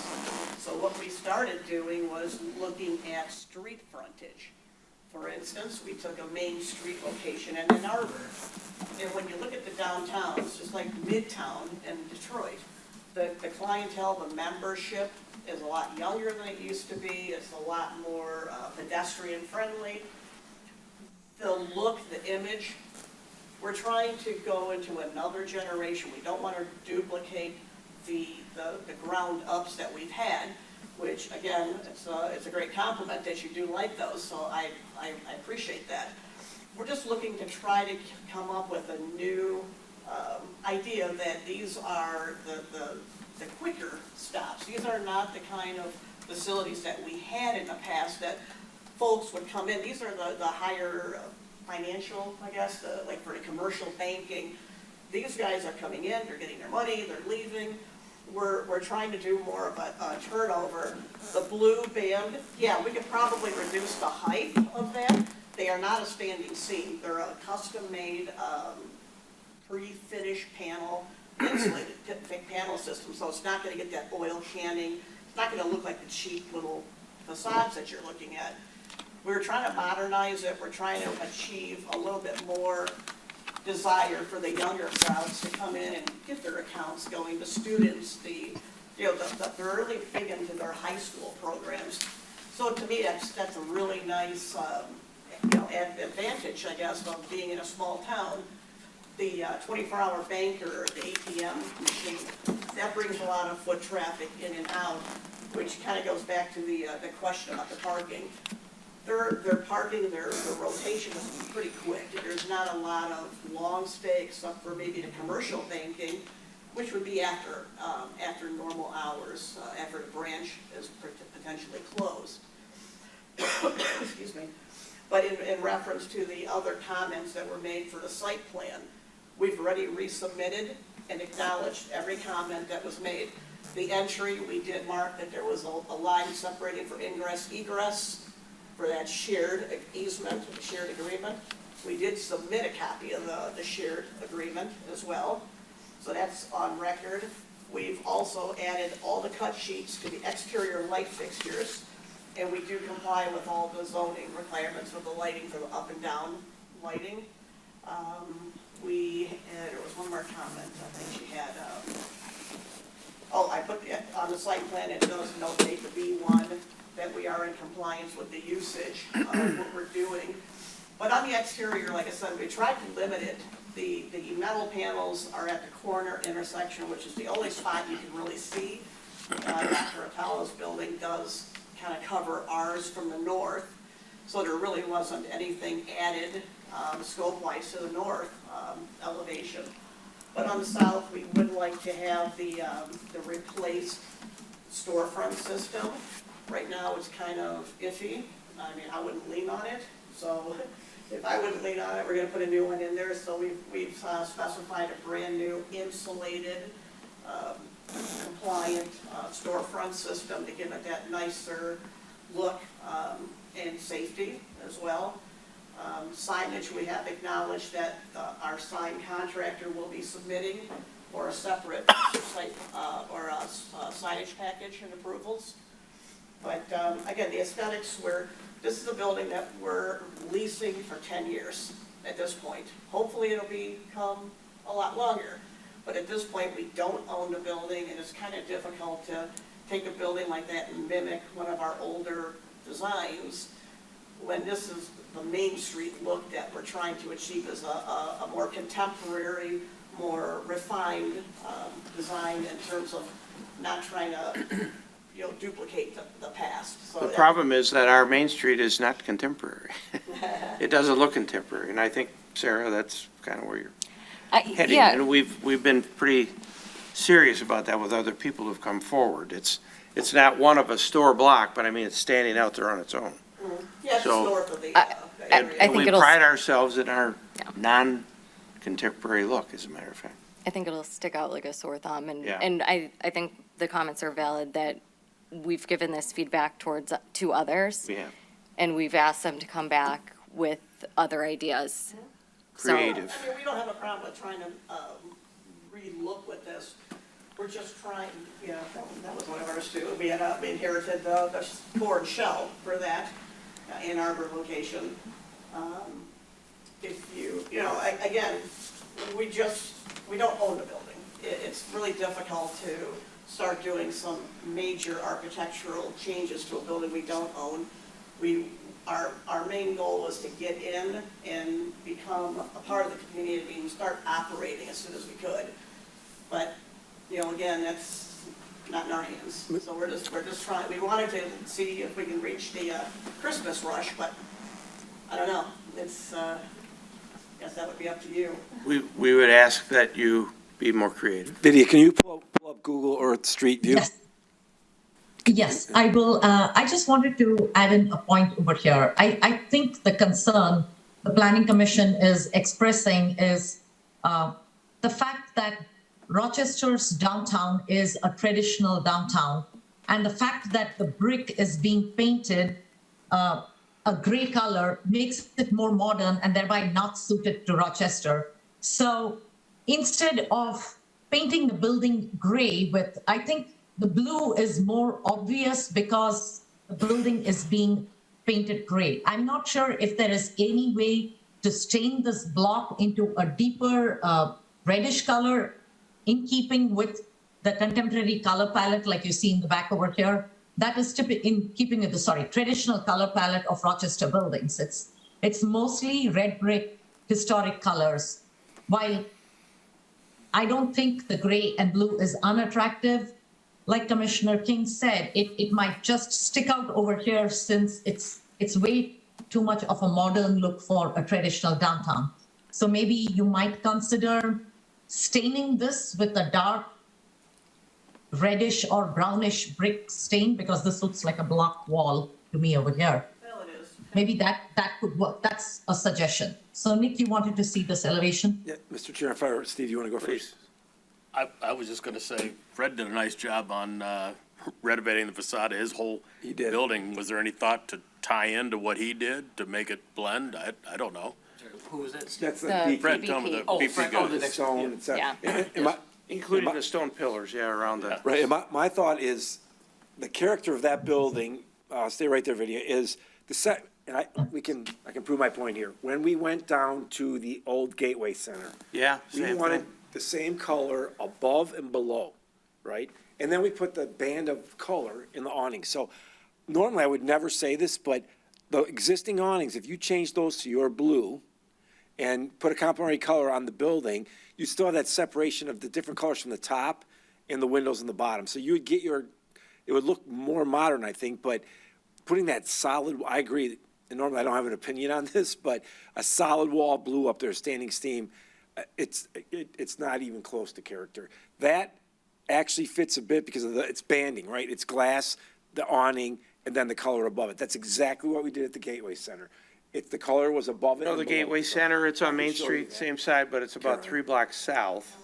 There's a lettuce in there Yeah. and among several Down other off the things. bridge, it's Oh, on your okay. left-hand side. And they Yeah. put vertical awnings so they could get the color above it, which drove the scale down. Instead of making it like a block, you get that, you can still get your blues and your grays in there, but you do it on the existing awning part. Save you some money too from having to redo the standing seam. Either they could go with the blue awning and the DFCU sign Right. over here and a gray, or they could consider, this anyway needs rework. If they could consider staining this a darker red and then making this a blue with their signage, that would be more in keeping with the historic character. Either way, they can retrofit the building to, I guess, be more traditional in its color scheme than modern. The gray modernizes buildings automatically, so. The north elevation is also pretty plain. I don't know if you can show us that existing north. Yes, I can. It's a huge block expanse as well. Right. Again, we respect the comment that they don't own the building. Yes. And yes. Fred, Councilman, Paint, color Sage, can do a lot I would of have thought Fred would have tried to get some wood, something in there to match, but he hadn't. Again, they're trying to brand their own way, and I think he Sure. wasn't trying to be over dominant. But with landscaping, all of that can come down. That's kind of junk, believe it or not. Yeah. So we could redo that, and that would soften that side of the building. And that's where they've agreed to work with Correct. Dr. Atala? Yep. Okay. Just a I- couple of comments. That's I like the idea of tying into the BP. Yes. Some sort of, Yeah. similar type approach, I think would work well here. I just find the other one does not fit with our downtown, and it needs some rework. Well, assuming that we can stay on the September 6th agenda, is this something that we can send in a couple options for some opinion? We're open to having you on the 6th as long as Vidya and the administration feels that that's appropriate. Okay. So, yeah, if you can work fast, come back tomorrow, look at the Gateway Center, other sorts of things. Because I can come in anytime, I mean, if that's something that we can kind of hash out, we're here to get your approval. We're not here Yeah. to tell you what, we Love to want. have you in town. Just, we need to gussy it up to make it look a little more like I Rochester. appreciate that. We just want to make sure that we're also expressing the brand. We just don't want Yes. It's a fine not line. be able to represent the credit unions. And we don't want to design your building, but No, I get it. we want to give you yeah. a lot of suggestions. But if we can give a wanna couple design it, ideas, maybe we Yeah, can get absolutely. some thoughts. Absolutely. Okay. Nick will And video will very well be able to explain to you what this body was talking about. Yeah, everybody's been great to work with, so Oh. we should be able to come up with something at least that we all agree. I agree. I don't think it's that hard. Okay. So I get what you're doing, and we got it. Okay. Okay. Thank you for coming in. We Thank appreciate it, and hopefully we'll see you in a month. Oh, you will, hopefully. Yeah. Thank you. Okay. Do we need to set? Should we set that? Okay. Mr. Mayor, you want to make that motion?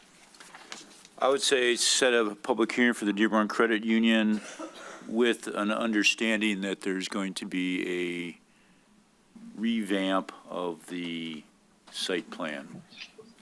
Would we set it for a public hearing though, without seeing what it looks like?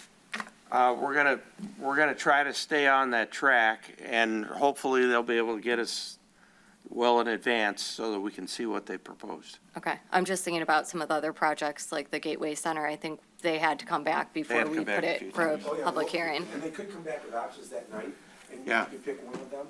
And if you don't like that, then we take it and keep waiting until we get it right. Okay, I'm sure we can. Okay.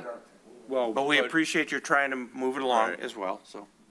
But I mean, that is a good point, I guess. In theory, we're scheduling a public hearing on don't something we we say don't we have to have. have a complete, I think, Right. didn't we just change the Change the ordinance? ordinance So we have to have a avoid that complete same thing. project? Yes, that's Right. right. So we're not following what we did Ordinance hasn't been before. adopted yet by city council.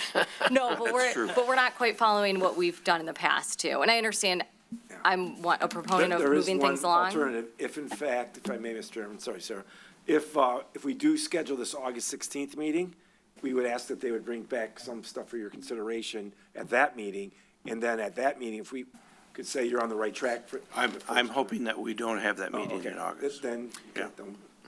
I can tell you this, because of the way the ordinance is written, we've allowed them to work with Randy McClure, the building official, to get going on the inside. They can't punch the windows Yeah. into the building or touch the outside.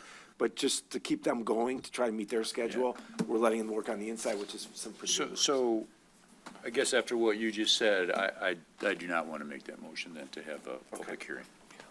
I mean, they need to come back at the next meeting and then show us. Okay, that's where it's left. Okay. No motion. I mean, someone else could have. the Well, I guess we Yeah. would now, That doesn't make your work any do we easier, make a motion to push it? or just leave it as is, and they have to Yeah, it come was back just a again. recommendation Okay. of the schedule, so Yeah. then at the 6th, they would And bring in staff their will full tell us when they presentation, hopefully feel set On it. September 6th. that it's ready Yeah. for the meeting. Okay. Thank you.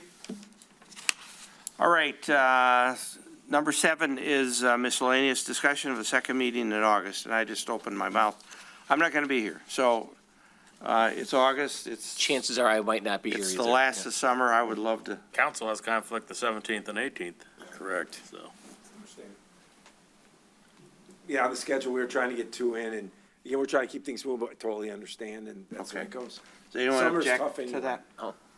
No. We just, Well, if the chairman and vice chair. Yeah, I'm sorry. I might have to be in court in Texas that day, so I might Okay, not, I that's- won't be here. That's why we won't. it's the end of summer. It's it was really just for Solaronics coming to make Yeah. a presentation. They could do that on the 6th of September, Okay. or whatever. September. B is Solaronic, so what's cooking? So we've been working with a group, always a story, so, Always. yeah, sorry, I'll try to keep it brief. I met with, we'll call them a well-heeled group, well-respected group of investors that were looking to buy 120 South Main, the collision shop. They had heard the planning commission and saw other presentations about design house coming in with 6 stories, 5 stories, trying to jam council, whatever, and they came in and said, what do you want? We said, we want you to meet the ordinance, which is 3 stories, and Gott's across the street, don't go crazy, we'll work with you on the alley, you build your own self-parking, Yep. we're not gonna support parking. Do when whatever you can't want get to- down below there. Absolutely, and then, in the middle, they came with a presentation and said, I think we can live with that, and then the cleaners came up for sale, closed. Sent them out to LA, they met with the owners, they won $875,000, which is total extortion, ridiculous, I'll say that publicly, it's horrible, that's gonna sit there forever. Contaminated. And contaminated. These gentlemen spent upwards of $80,000 on drawings and just said to Mr. Riley, I'm sorry, it's not your fault, but I'm not dealing with this, because I can't.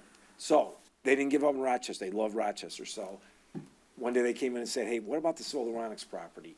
So we would like, I told them the whole history of axe throwing, outdoor volleyball courts, everything from what you can, the planning commission's appetite is no longer there for someone to come in and just start talking again. If you're gonna do something, fill out the application, pay your money, meet the ordinance, make Vidya have a reasonable shot at something she can review, and then we'll talk to see if you can come through. So these guys went in, optioned the property, and they are gonna come in, and the young lady that spoke earlier, it's about 100 units, I think, Patrick, they met with Patrick and I. They have not spared money on everything they could do to traffic studies to What about zoning? Drones flying, so it's zone industrial. So it's a PICA. It still can be a potential intensity change area. Okay. They researched all the different zoning classifications. So if it was to be rezoned flat out RM or RM2, how tall can you go? How tall are the apartments here on the other side of Ludlow? The residents' concerns about traffic. They've actually hired a great traffic engineer to talk about, again, if that went back to a plant with people forget on Ludlow, that was a operating plant with 3 shifts. You want to see a nightmare for traffic, so they're comparing that, a reasonable use of the property, and then their use of apartments. So they've looked at 3 to 4 stories, set them back. They met with the Trail Commission and talked about the fact that the Trail Commission wants their easement back, agreed to that, agreed to a solid wall of trees on the property line so they could not worry about their tenants, but worry about the trail users not having interaction with that. So I think they've done a yeoman's job of being serious about this.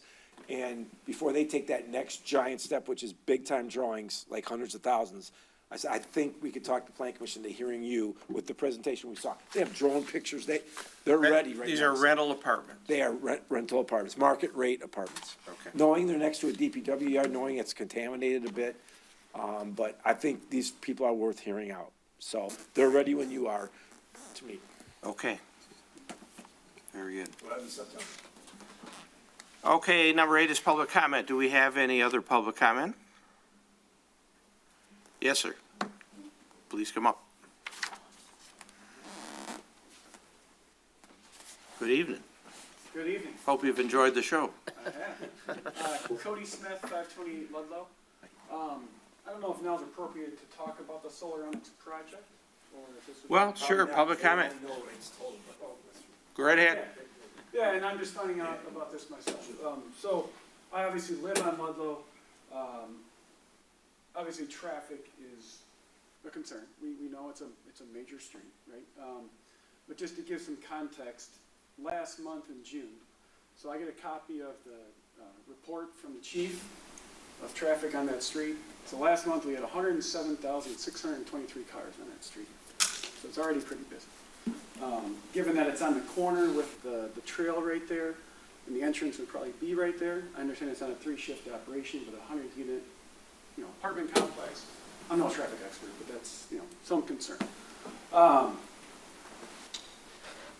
Infrastructure, right? I'm not sure what implications this has on that. I know Ludlow was just redone, but Woodward's been a while. I don't know about, water and sewer and all of that.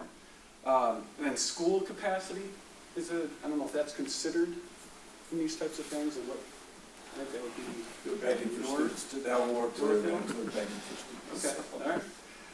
But fair. Yeah, then how does, I guess, this level of apartment complex fit with like the master plan results, right? And I hear that we're more affordable housing. I don't know if this is the housing that is being recommended, if it fits with that.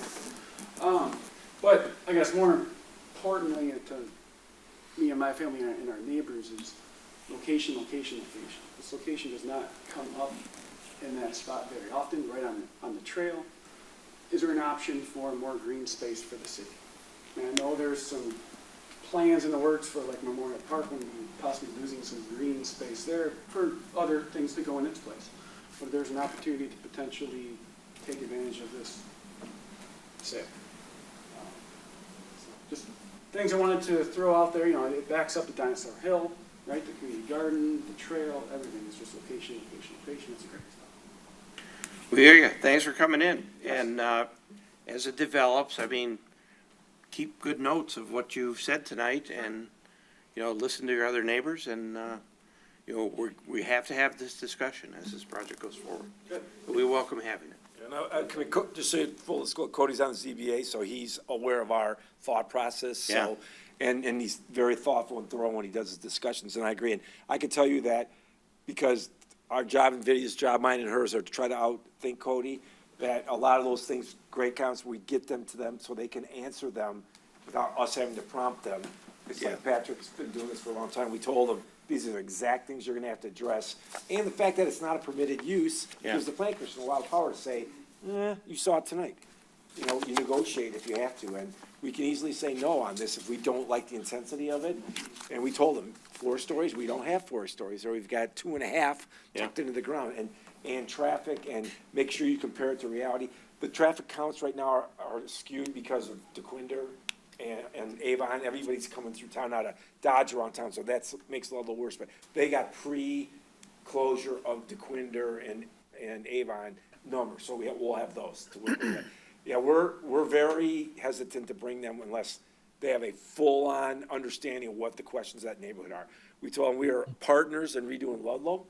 We slowed it down, we got it right, and we're not gonna mess it up. So very good comments, Cody, and I appreciate that. And track it all on, this will be very open discussion with the planning commission. And ultimately, city council, if it goes to that. Yeah, I understand there's a lot of units being talked about within the city limits. There is. You know, looking at the bigger plan. How do they fit into that? Something might fit better than. And this is a problem with an older city with, you know, old permitted uses and the new reality of people living here. And so it's got to be hashed out, openly, fairly, honestly. Appreciate you starting it. Thank you. Okay. Just a quick question, you know, so Nick, when you talk to these gentlemen or gentlewomen, whomever you talk to about this project, I know it's way, way, way down in the future, but one of the things that I would probably be focused on primarily, and I'm sure there's other issues, is how they're gonna manage ingress and egress out of there, particularly on that little turn where it bisects the trail. Exactly. Because, I mean, right now, you know, I see cars flying in it, and me personally, it's like to a crawl. So, you know, if those kinds of cars going through there, I think from an emphasis point, I would want these applicants to be prepared to talk about, this is how we're gonna manage getting in and out, and this is how we're gonna deal with that trail that cuts right there at the property line. So that's just me thinking out loud. No, and you're ahead of us, or right with us, because we talked to them about that challenge on that, it's no different than diversion curve down the cement plant. You have to prove that you can get out of there safely. There's gonna be an upgrade of the trail crossing there with the electronics and all that. That will help them. Maybe. Oh, I didn't know that. Yeah, No. we're just figuring all that out Steve. now, so. Come on. We need Well, the no, info. it's not it's being funded and Yeah. things like that, so. And again, if that was a special project, that's things they could look at. Quite frankly, and agree totally with Cody 100%.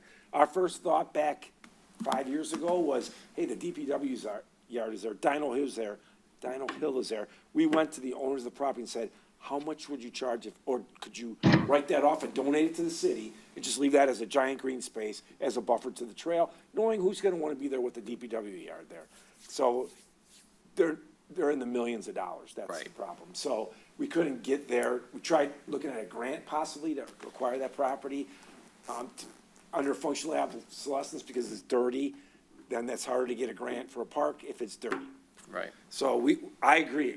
If we could own that property, way, way better. Sure. You know, but. I just think when they come here, one of the talking points that, you know, to telegraph where I'm coming from would be to say, you know, how do you intend to address the safety of the people going up and down that trail? 100% agree. I think that's already in their studies. Sure. Okay. Yeah, Come on back up. yeah, can I make a Mr. Mayor. Yeah, just to Absolutely. just piggyback what Christian says, I mean, I ride my bike on the trail, it's a mess there.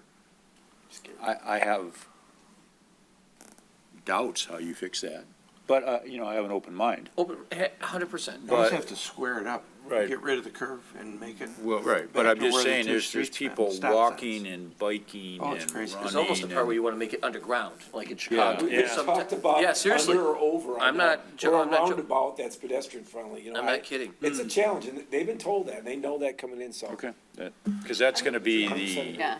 and anybody who drives, walks, I mean, Scary. I go there every day going to and from work. It's crowded, so I mean, that's an issue. Absolutely. Challenge. Agree. Yes, sir. Thank you very much. My name is Eric Reese. I'm at 757 Ludlow. Cody's my neighbor. Unfortunately, I'm not coming with the same data that Cody came with, but I can only express my concerns as a homeowner, as a father, and a resident of this community for 20 years. I've lived on Ludlow for 20 years now. And the reason that we live here is because of the community. I can't tell you how many times my wife and I talk about how much we love to live in Rochester. We live across from the park. It's beautiful. You know, our street, the traffic is a concern. You know, and I understand there were traffic studies that were done. But one of the important factors in terms of living on Ludlow and Rochester itself is we all have a vested interest, and the majority of people have a vested interest in our property, okay? We all work very hard on our property, on our homes, to make it so it's part of the beautiful landscape of Rochester. Just as much as we're talking about businesses in town, about whether or not they keep in their fitting in with the facade and whether it fits in, whether in a 100-unit apartment building, I don't feel is going to fit in with the character specifically of Ludlow and Rochester itself.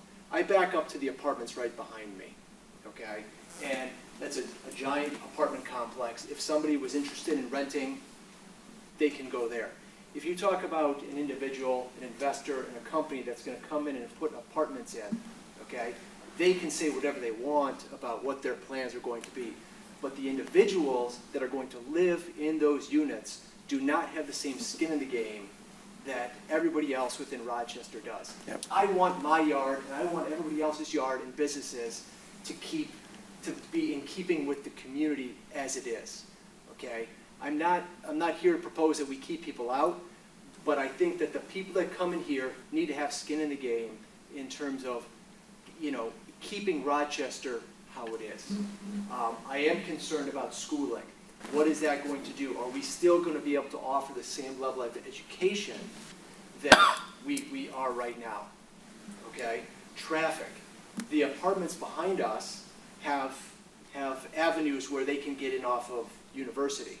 As I can see it right now, Solaronics, you're going to have to come in off of Woodward or off of Ludlow. There is no doubt that is going to increase the traffic. And that crossing right there across the, just beyond the bridge, just south of the bridge, that is a bit of a concern. And right now, people are very courteous as you're coming around because we know, we live here, we know that there are kids on the street. Okay, so we do have concerns. You know, Cody has a couple of young kids. I have 2 kids. We want to continue to foster families with kids on this street. And you know, if we have a 100-unit apartment, how is that going to detract potentially from the experience that people have right now coming to the park? The park is a destination. I mean, we know people that come from neighboring cities to come to the park. And we talk all the time about how beautiful the park is, okay?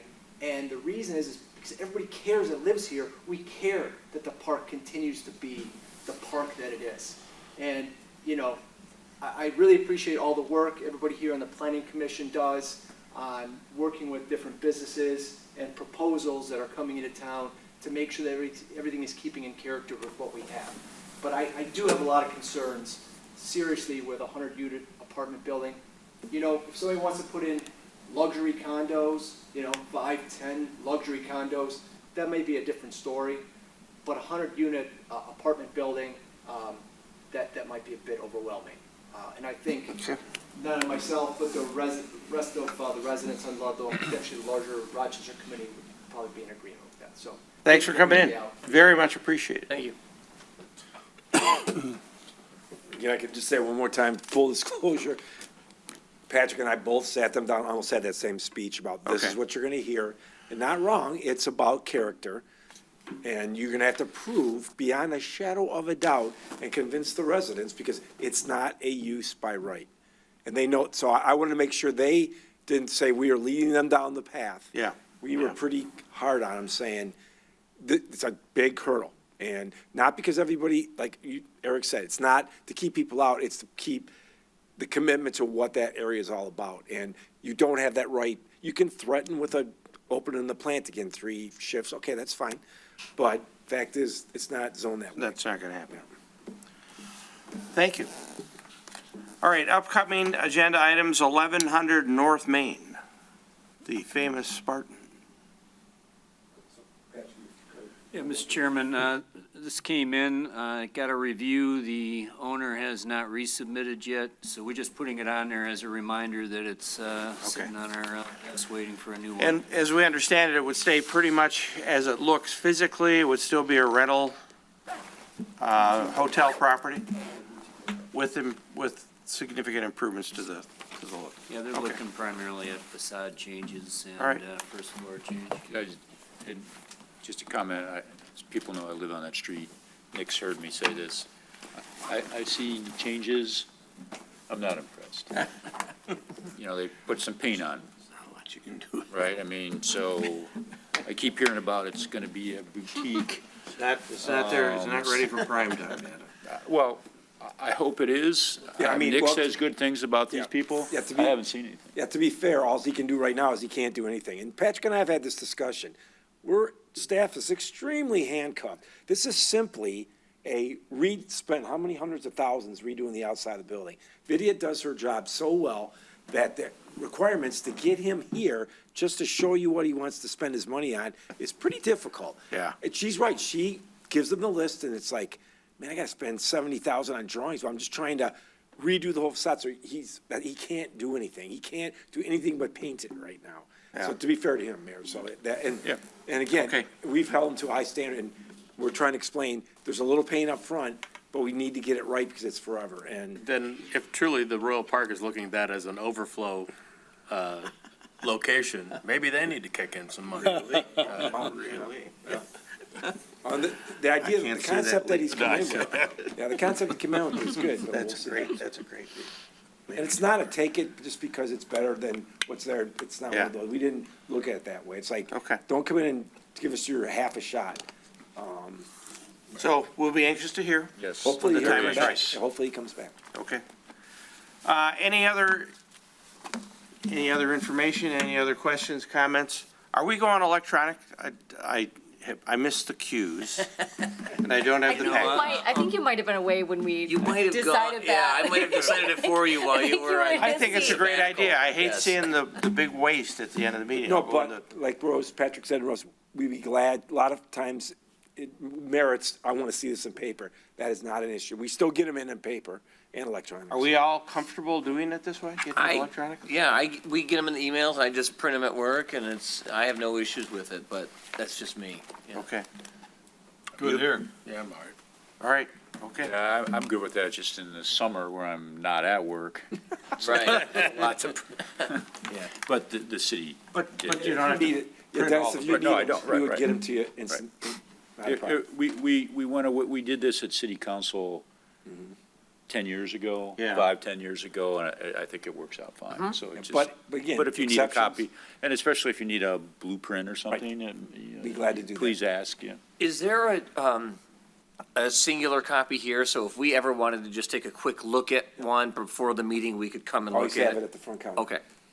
And you send the council that same type of file? I mean, you Yep. just, If it comes to them, absolutely. It's Yeah. 200 pages, Okay. you know, Yeah. sometimes. yeah. But again, upon request, it's not a problem to print it off. All right, electronic we are, here. There was a time long ago where that room right there Oh, used yeah. to be a plan review Yeah. room Oh, really? before the meeting. You'd go there, do stuff and come in. No kidding. Yeah, I don't know when we stopped doing that. It's Yeah. probably Well, 20 years or- ago. Before I got here. That used to be And the they made room. computers. You walked into that. We used to use that room when we go into closed session. Oh, really? We'd Oh, okay. physically get up and go into that's that right. room. And I come out to Hear with the white yelling smoke, and like the screaming Pope, and right? Yeah. beating on the door. Okay, without further ado, this Thank you. meeting is adjourned. Hey, Jim, good trip.